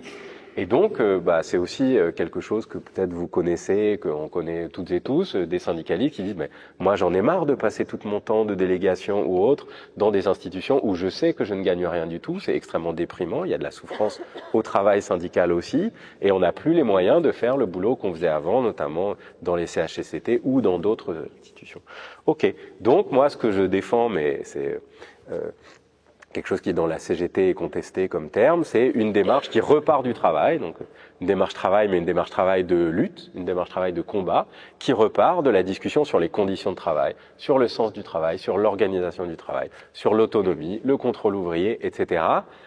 Ça ne veut pas dire qu'il faut délaisser les instances du dialogue social, mais ça veut dire qu'à un moment, il faut passer son temps à quelque chose où on resyndicalise, puisque le dialogue social aujourd'hui, en fait, il désyndicalise et dépolitise, puisque les gens en fait disent bah oui, ok, je vous file mes plaintes et puis vous allez tout seul dialoguer avec les directions, donc ça sert à rien de me syndiquer. Ou alors on se syndique mais on s'implique pas du tout. Il y a vraiment une crise aujourd'hui, hein, tout le monde le sait, on en discute à la CGT depuis très longtemps. Et je ne serais pas aussi, je ne sais pas si c'était pessimiste, mais il y a quelque chose, tu l'as dit d'ailleurs, il y a une nouvelle génération. Il y a une nouvelle génération qui a envie de discuter du travail. Par exemple, moi je suis un peu quelque chose qui est très peu connu pour l'instant, qui vient de l'UGIC mais qui se confédéralise, la démarche travail, santé, le radar travail-environnement. Une démarche qui aide les salariés à faire un diagnostic des enjeux écologiques de leur travail, puis à mettre en œuvre une démarche collective pour essayer de passer à des propositions. Et il y a aujourd'hui une centaine de structures qui font ça. C'est pas la révolution demain, mais ça va dans le bon sens de partir des conditions de travail, de cette question écologique. Et c'est ce que j'appelle moi l'éco-syndicalisme qu'il faut développer et construire. Donc bon, voilà. Donc moi je fais de l'éco-marxisme et puis on peut parler d'éco-socialisme et d'éco-syndicalisme. Et on peut même parler avec camarade Paul Guilibert d'éco-conseillisme. Bon, on peut mettre des échos partout, mais l'éco-syndicalisme c'est vraiment quelque chose d'important, quoi. C'est-à-dire ce syndicalisme, des alliances avec les militants écologistes et les habitants, et de la transformation, de la reprise en main et de la transformation de l'appareil productif. C'est pareil, c'est compliqué le débat dans la CGT au niveau transfédéral, mais il vient d'être lancé. Il existe au moins un petit peu. Il y a quelque chose vraiment qui avance, avec des gens qui s'y opposent, avec d'autres qui essayent de le faire. On est dans un moment intéressant où il y a une crise d'un certain modèle du syndicalisme et quelque chose d'autre. Il y a toujours des centaines de milliers de syndiqués, il y a toujours des secteurs très dynamiques. Moi, mes étudiants, ils aiment bien la CGT depuis 2023 et c'est trop bien parce qu'ils ont vu que c'était un syndicalisme. Et il y a d'autres syndicats aussi de lutte. Il y a quelque chose là qui se passe d'intéressant et la question écologique, de toute façon, elle va nous percuter. Voilà. Des plans sociaux, des questions de santé au travail. C'est ce que je dis souvent dans les milieux syndicaux, que vous le vouliez ou non, cette question, elle va se poser. Merci beaucoup. J'ai une petite question avant de vous redonner la parole pour continuer la discussion. Vous avez parlé tous les deux de connaissance du travail, ce qui peut se comprendre ou absence de connaissance du travail, ce qui peut se comprendre dans deux sens. Connaissance du travail, du processus que l'on est en train de réaliser par les travailleurs eux-mêmes, de leur outil de travail, de leur lieu de travail, du processus de production d'une part, et connaissance par le reste de la population de ce que font les travailleurs. Et là, pas spécifiquement pour l'énergie, mais pour n'importe quel travail, globalement, à part les gens qui sont engagés dans cette activité, les autres personnes ne voient pas ce qui s'y joue, à moins d'être vraiment dedans. Je prends n'importe quel exemple, les professeurs, les enseignants, le textile, le raffinage, etc. De très loin, on n'a que ce grand mot en tête, raffinage, mais on ne sait pas du tout ce qui se passe dans la boîte noire, en fait, derrière. Et tu l'as dit tout à l'heure, qu'il faut obliger un petit peu les habitants à s'y intéresser. Et du coup, la question qui me paraît être un peu un nœud là-dedans, c'est l'invisibilisation du travail et des processus de travail qui est le résultat, en fait, le fruit d'une longue mise à l'écart, on va dire, des lieux de travail, des lieux de production, d'abord loin des villes, puis loin des pays de consommation, donc on délocalise, etc. Puis loin même des masses. On n'apprend plus, par exemple, on a supprimé les cours de techno maintenant au collège, je crois, donc on n'a plus de techno, donc on ne sait pas comment on transforme de la matière, par exemple, comment on peut s'engager activement avec son environnement. Donc ça veut dire qu'on est quand même privé en tant qu'être humain d'un accès du travail au sens marxiste du terme, au sens essentiel qui est la transformation de notre environnement pour en faire quelque chose d'utile. Et une fois qu'on est privé de ce truc-là, on n'a plus affaire qu'à des marchandises. Et donc, dans ce sens, on alimente un petit peu cette division du travail entre ceux qui exécutent d'un côté, qui produisent, et les autres qui consomment et qui pensent un petit peu. Et bon, ça s'échange parce qu'il y a des personnes qui produisent, mais qui consomment aussi, évidemment, puisque dans toutes les activités de notre vie, on est dépendant de tout un tas de marchandises qui nous permettent quand même d'assurer notre subsistance en échange de notre dépendance du salariat et de notre force de travail pour subsister, à moins d'être rentier. Et j'ai l'impression que la question de l'invisibilisation du travail, elle irrigue un petit peu ce que vous décrivez en fait de l'intérêt d'avoir un contrôle ouvrier sur les productions, sur le travail, parce que ça met en crise en fait le sens même du travail, au sens où les capitalistes ont défini comme un emploi qui rend une personne utile à la société. Et en fait, tout le monde travaille et est engagé dans une activité de subsistance. Mais seuls certains emplois, en échange de droits sociaux, sont reconnus.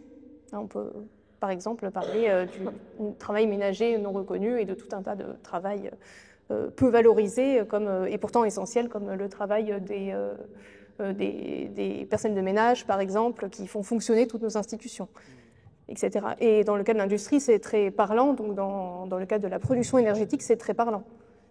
Ou des éboueurs encore, donc vous avez rappelé les grands combats des éboueurs. Donc, est-ce que vous pensez que du coup, un contrôle ouvrier sur la production, ça a des effets écologiques dans la mesure où ça change même le sens du travail, la division du travail et la manière dont on pense le travail dans nos vies et dans nos sociétés? Comment ça la change, comment ça la transforme? Si tu veux. Ouais. Comme tu veux. Ou comme tu veux. Plouf, plouf. Non, mais ta question, elle est très claire. Je pense que la bourgeoisie, elle a eu comme projet volontairement de faire disparaître le travail, dans le sens de faire disparaître quelque part la contradiction entre les capitalistes et les travailleurs, dans le sens de faire disparaître, par exemple, la souffrance, la pénibilité au travail. Je ne sais pas si vous vous rappelez du débat avec Macron, mais c'était beaucoup ça. Il n'y a pas de pénibilité au travail, j'enlève ce mot pénibilité et du coup j'enlève toutes les normes qui vont avec et les acquis qui vont avec. Et ça, c'est dans une période récente, c'est quelque chose qui est rentré en contradiction visible avec l'actualité, c'est pendant la période de la crise du Covid.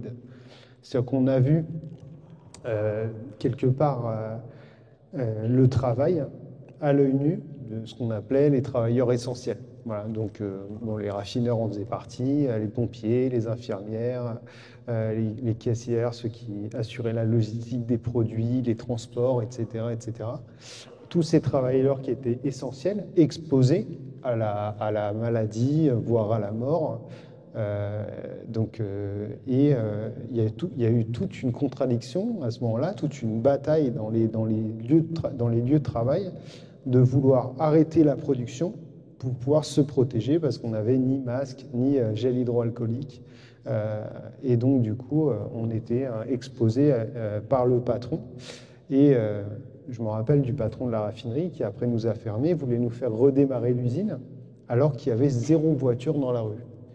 Tout simplement parce que, et il l'a dit lui-même, hein, c'était un grand capitaliste décomplexé, il disait « vous êtes payé pour produire ». Donc vous allez produire. Et on a organisé une assemblée générale, une grève, et on a dit non, on ne produira pas. Et le lendemain, il y a une directive qui est tombée de la Tour Total qui a dit stop, la raffinerie Grand Puy reste à l'arrêt et tout le monde a été confiné. Voilà. À l'époque, on avait ce rapport de force-là. Et ce rapport de force-là, on l'a toujours. Il faut jamais l'oublier. Je ne sais pas si vous avez vu la grève de Boeing aux États-Unis.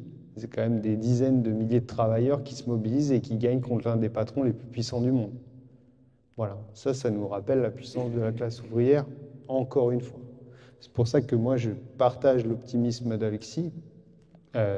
Parfois, j'ai là, quelque part, l'impatience, parce que j'ai été confronté aussi à des batailles à l'intérieur du syndicat, de dire bah oui, ça va passer vite. Puis moi, j'ai mes copains derrière qui, à force de prendre des tôles, veulent plus trop lutter et veulent voter extrême droite. Donc je suis un peu pressé que ça avance plus vite. Mais par contre, j'ai une grande confiance et un grand optimisme dans la classe ouvrière.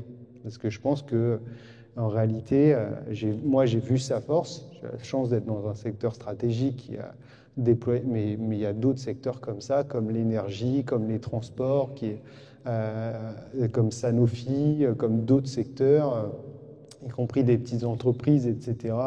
Et on peut parler dans les grèves générales de toutes les boîtes qui ont, à un moment donné, paralysé l'économie et rendu possible cette question-là de reprise du pouvoir. Parce que la grève, c'est ça, c'est la reprise du pouvoir.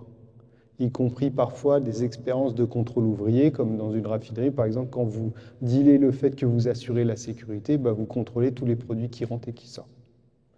Donc ça, c'est une expérience partielle de contrôle ouvrier, mais quelque part, ça l'est. Et pour revenir sur la guerre, la production d'armes, effectivement, de mémoire, je crois que la France était deuxième vendeur d'armes il y a encore peu de temps. Elle est peut-être repassée troisième après la Russie. En tout cas, ça joue, c'est dans le pôle de tête des 5 premiers vendeurs d'armes au monde. Et donc, du coup, déjà, ces armes, ils sont produits par des travailleurs, de fait, à Saint-Étienne, vous le savez bien. Ils sont aussi transportés par des travailleurs et donc exportés par des travailleurs. Donc, quelque part, la bataille qu'on a menée, à nous, c'est celle d'aller contre notre propre impérialisme, d'aller contre le nationalisme, d'aller contre le protectionnisme aussi, qui est porté par des organisations politiques qui sont aussi proches des ouvriers, mais qui, je pense, nourrissent un sentiment national qui ne fait qu'alimenter le parti qui le porte le mieux, c'est l'extrême droite. Si nous, on n'a pas la volonté de porter une conscience de classe internationaliste et de dire que notre camarade travailleur de Côte d'Ivoire et le travailleur de France a les mêmes intérêts en termes d'intérêt de classe, on va droit dans le mur. Et la seule chose que ça renforce, de parler de protectionnisme, c'est de renforcer les organisations politiques qui le portent le mieux. Et ça, c'est clair. Et la difficulté qu'on a aujourd'hui, elle est là. Oui, quand on s'oppose à des plans sociaux, on le fait parce qu'on défend quelque chose, la possibilité de pouvoir se nourrir, mais jamais contre les travailleurs d'Ouganda, de Tanzanie, de Côte d'Ivoire ou d'ailleurs. Et on le fait parce qu'on est conscient que la coopération entre la classe ouvrière de France et de Côte d'Ivoire, elle existe déjà. Sauf qu'aujourd'hui, elle est au service du capitalisme. Et la question demain, c'est comment on la met au service des besoins collectifs. C'est ça qui est particulier d'ailleurs. La chaîne de production n'a jamais été aussi internationale, donc la classe ouvrière collabore, n'a jamais collaboré autant. Et pourtant, le seul discours politique qu'on entend, c'est voilà, il faut se replier sur soi-même et fermer les frontières. Ben non. Moi, je pense que notre avenir et notre rôle, c'est de repolitiser les syndicats, les lieux de travail, et de remettre cette conscience de classe à l'ordre du jour, et de combattre toutes ces idées qui nous opposeraient les uns aux autres et qui renforcent qu'un seul parti, c'est l'extrême droite. Et ça, c'est d'urgence.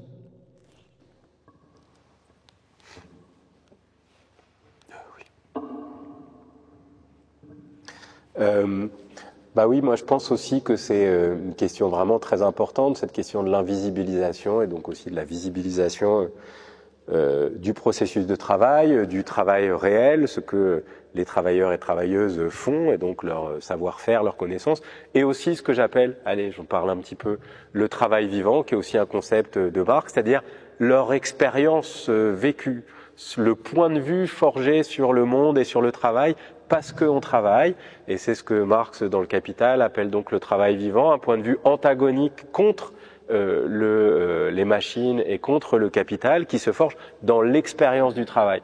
Et donc ce que j'essaye de montrer aussi, c'est il y a les savoir-faire techniques, et puis il y a aussi l'histoire, l'attachement, y compris l'attachement à la nature. Quand on travaille, il y a toujours cette image de travailleurs qui n'en ont rien à faire de la nature, c'est complètement faux, Adrien l'a bien dit, plein d'autres le disent. Au contraire, c'est aussi en travaillant que justement on connaît mieux la nature, on s'y attache et on peut s'y intéresser et essayer notamment pour les êtres vivants et pour les processus de reproduction de la nature, de faire de la régulation, de l'éco-réguler et pas de la détruire. Donc, il y a ça. Et puis, il y a effectivement cet enjeu. Alors, si je disais tout à l'heure, il faut que les habitants et habitantes connaissent, c'est aussi parce qu'on va être confronté à des questions. Si on parle de redéfinition démocratique des besoins, il faut le faire avec des informations et en pensant aux conséquences que ça a. Souvent ce qu'on dit, hein, vous achetez un jean et en fait, ou des baskets et vous savez pas qui l'a produit, des enfants au Bangladesh, dans quelles conditions, etc. Si on dit qu'il va falloir peut-être, faire un peu de sobriété numérique, bah, il y a une petite question sur qu'est-ce que ça veut dire, qui va perdre son emploi, qui risque de perdre son emploi, qui travaille dans quelles conditions, par quoi on va remplacer ça. Les choix écologiques sont des choix qui impactent des travailleurs. C'est ce que l'écologie bourgeoise, capitaliste et des cadres supérieurs oublient toujours. Et donc, il faut arriver justement à les connaître. C'est aussi, je vais aller un peu faire le philosophe marxiste.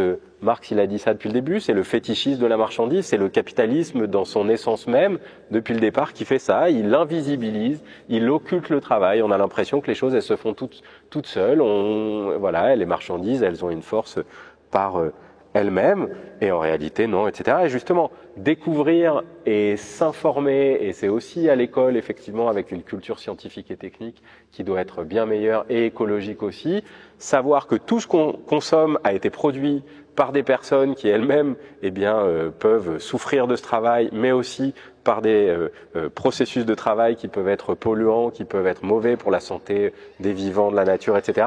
C'est tout des choses qui devraient être la base de notre connaissance technique, culturelle, etc. Et bon, bah moi, je donne beaucoup de rôle et d'importance à ce que j'appelle l'éco-syndicalisme. Le syndicalisme pourrait faire ça, quoi. Mais aussi les travailleurs eux-mêmes, les travailleuses eux-mêmes. Il y a peut-être des gens qui bossent dans la culture. Bah, où est-ce qu'on a des films où on voit le travail? Il y en a un peu. À Poitiers, où j'enseigne, il y a un super festival, Filmer le travail, on va participer, mais c'est que des films qu'on voit jamais. Qu'est-ce qu'on voit dans les grands blockbusters, etc. Un truc magique, la technique va nous sauver. Hein, donc c'est aussi cet imaginaire complètement technosolutionniste, y compris des Marvel et tout, même si je les regarde, il n'y a pas de problème. Mais c'est toujours la même idée, personne travaille. Et puis s'il y a quelque chose de magique, il y a des gens qui ont des super pouvoirs qui vont nous sauver. Bah c'est exactement l'inverse. Et ça va, je reviens sur... T'as raison d'insister, c'est quand même là, voilà, Trump vient d'avoir une investiture, il y avait les milliardaires de toute la planète, il y avait Musk qui a sans doute fait un salut romain nazi, on a un problème, quoi. Et en plus, on a un problème aussi parce que Trump, qu'est-ce qu'il dit? Il dit drill, baby, drill, on va forer très fort, on va relancer. On va être là dans un moment, certainement, de relance vraiment d'un projet extractiviste très très dur, avec la première puissance économique, militaire et mondiale qui la porte. Et donc, face à ça, il y a intérêt à pouvoir parler à la classe ouvrière pour qu'elle s'y intéresse pas, et il y a intérêt aussi à avoir un vrai projet différent, quoi. Pas le projet du nationalisme vert ou de l'écofascisme, autre terme. Je balance un petit peu comme ça aussi, mais qui sont vraiment des choses qui sont en train de se construire. Vous avez peut-être en France vu que on a une extrême droite qui arrive à la fois être climato-sceptique, ça c'est Zemmour, d'accord, donc il n'y a pas de crise climatique, et en même temps nationaliste en disant c'est Bardella et Le Pen, fermer les frontières c'est la meilleure chose écologique. Qui critique frontalement ça? Qui explique pourquoi c'est complètement faux? On n'a pas encore, y compris au niveau syndical, les outils pour faire ça. Moi, je fais partie depuis peu de Visa, qui est quelque chose, donc une initiative intersyndicale antifasciste. Je pense que c'est important, y compris pour les questions écologiques. Et là, voilà, on a vraiment en ce moment l'alliance entre ce que parfois certaines appellent le carbofascisme, c'est-à-dire des fascistes et des idéologies néofascistes au service vraiment d'un projet productiviste, extractiviste, très très très dur. Et c'est ça Milei, et c'est ça, c'était ça Bolsonaro, c'est ça Trump. Et donc il faut aussi prendre la mesure en fait. Pareil, il y aurait plein d'autres choses à dire, mais en tout cas, relier cette question de l'extrême droite et de l'écologie, je pense que c'est vraiment très très important. Alors on a le temps pour une toute petite question et deux toutes petites réponses.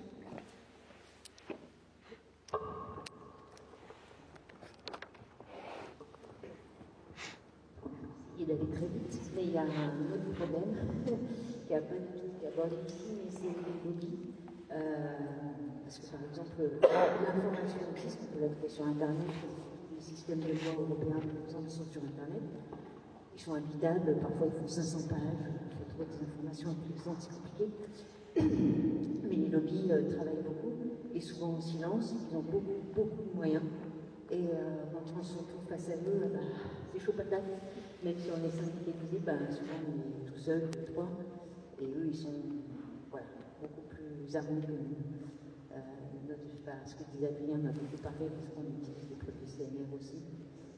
Voilà. Donc les lobbies ont gagné, par exemple, dans toute la directive biocide européenne. Et ça, on n'en parle jamais. Et c'est très compliqué de les combattre. Merci.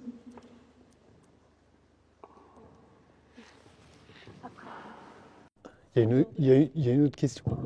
En fait, on doit partir à... Ah, ok. Non, mais pour essayer de répondre en allant vers la conclusion, la question des lobbies, elle est très importante et elle se lie dans une stratégie profonde en fait, des grandes entreprises qui bataillent pour une hégémonie culturelle de l'ensemble en fait, du système médiatique et de toutes les institutions. Total se vante toujours d'être plus puissant que le Quai d'Orsay, que le ministère des Affaires étrangères. Et la réalité n'est pas loin, puisque de fait, il y a cette force matérielle qu'ils ont, ces millions d'euros qu'ils investissent. C'est le cas de Total, mais on pourrait aller vers Bolloré, qui utilise par exemple CNews comme un lobby pour ses idées d'extrême droite. Donc c'est vraiment la question de cette bataille contre-hégémonique qu'on doit remporter et des médias qu'on doit construire nous-mêmes et on doit les batailler, même à l'intérieur des médias bourgeois, quand on peut le faire. Et on fait souvent à partir de démonstrations, démonstrations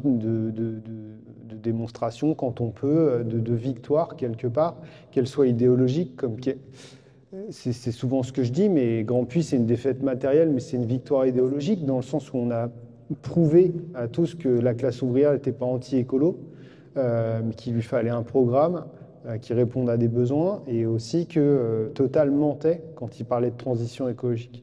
Ça, c'est un coup de cutter dans le lobbying de Total.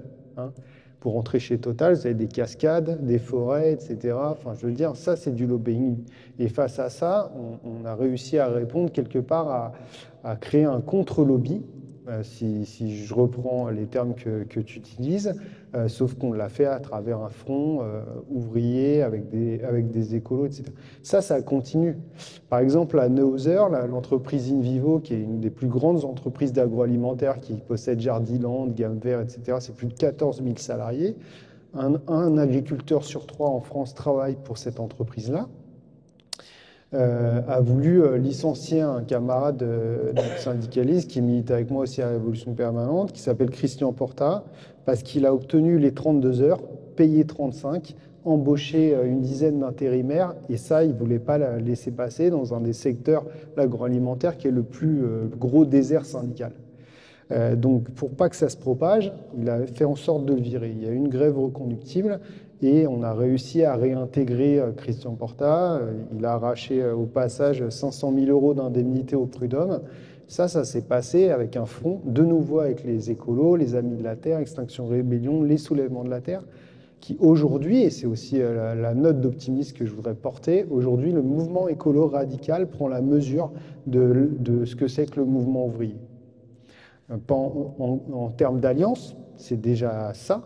Et maintenant, pour aller au-delà, il faudrait arriver à penser non pas l'ouvrier comme un simple allié, mais comme un acteur central de la transition par sa force dans l'appareil productif et sa capacité transformatrice de la société. Voilà. Et donc c'est avec beaucoup d'espoir qu'on arrive à porter ces luttes. Si on a pu infliger à une entreprise InVivo multimilliardaire en termes de chiffre d'affaires avec plus de 14 000 salariés, qui est une multinationale, la première productrice de malt au monde, une défaite. Et encore une fois, on a réintégré Jean-Michel, etc. Tout ça, ça a fait l'objet d'un film. D'ailleurs, on fera une projection à Saint-Étienne si les camarades ils nous aident à l'organiser. Mais je dis ça pas pour mais voir une victoire ouvrière, ça fait un bien fou. Ça fait un bien fou parce que c'est pas souvent et ça nous montre à quel point on peut y arriver. Et c'est comme tous ces petits exemples qu'on a parlé, Grand Puy, GKN, Alexis a rappelé l'histoire. Alors après aussi notre capacité à penser le travail, notre santé, notre environnement Et ça nous donne beaucoup d'espoir pour la suite. Merci beaucoup. Alexis, je te laisse conclure. Oui, un petit mot. Cette question des lobbies, d'abord, ça nous rappelle que le fonctionnement normal du capitalisme, c'est le mensonge, la violence, quoi. Moi, j'ai travaillé depuis pas mal sur la question des agriculteurs, et peut-être une autre histoire rapidement. Paul François, c'est Annie Tebomoni dans un livre d'entretien, Politique assassine et lutte pour la santé au travail qu'on a fait, qui raconte cette histoire. Il se rend compte dans son activité qu'il est intoxiqué par les pesticides de Monsanto. C'est le premier en France, qui avec d'autres fait un procès avec plein d'alliés, etc. Il gagne ce procès. Il par ailleurs monte un collectif Nous voulons des coquelicots. Il change vers l'agroécologie. Et puis il se fait casser la gueule par des sbires payés par Monsanto. C'est ça aussi le capitalisme. Et les gens qui, dans les pays du Sud, sont des militants et militantes écologistes depuis longtemps, se font assassiner. Mais voilà, Berta Cáceres, quand on est dans un pays latino-américain ou en Asie du Sud-Est, par exemple, on sait ça. Ici aussi, il y a cette violence et ce mensonge, et aussi tous les mensonges plus pervers, subtils sur les chiffres, mais c'est ça. Donc le lobby, c'est le capitalisme, quoi. Donc vous avez compris, et Adrien a dit aussi, il faut sortir du capitalisme. Il n'y a pas d'autre solution pour sauver la planète, pour le dire comme ça, et pour vivre mieux. Et donc j'ajouterais, tout à fait d'accord avec tout ce que Adrien a dit, il faut aussi un projet, il faut aussi d'autres institutions. On parlait du travail. Moi, j'ai essayé de réfléchir un peu à qu'est-ce que ce serait des institutions démocratiques du travail dans un livre. Et j'ai essayé d'imaginer des institutions qui permettraient, en fait, les conseils sociaux pour délibérer sur les besoins avec les habitants, qui délibéraient sur les besoins et qui prendraient des décisions, les conseils économiques où on pourrait planifier la transformation au niveau d'une filière, et les conseils d'entreprise qui seraient les institutions de l'autogestion. Tout ça dit comme ça, ça fait un peu une utopie, mais c'est une utopie concrète parce qu'il y a des expériences. Il y a des institutions où on peut déjà un petit peu mener ces batailles. Il y a des expériences autogestionnaires, coopérativistes, conseillistes depuis le 19e siècle, et en fait même on pourrait aller plus loin, et le début du 20e siècle. Donc on a besoin il y a des alliances, tu en as parlé aussi, avec les soulèvements de la terre. Tout ça doit aussi conduire à un moment à un projet. Moi, en ce moment, j'appelle ça l'éco-socialisme, peu importe en fait, il faut un projet avec des contre-institutions, il faut que nos organisations syndicales, politiques, associatives aussi portent ça, et il faut lutter aussi pour ce projet-là d'un travail démocratique et écologique qui, je voudrais finir avec ça, on a besoin aussi d'autres institutions, de remplacer l'État, le marché, l'entreprise capitaliste par autre chose, et pour ça, on a besoin aussi de le dire explicitement et de lutter pour un projet de société alternative. Merci beaucoup. Je vous remercie tous et toutes chaleureusement.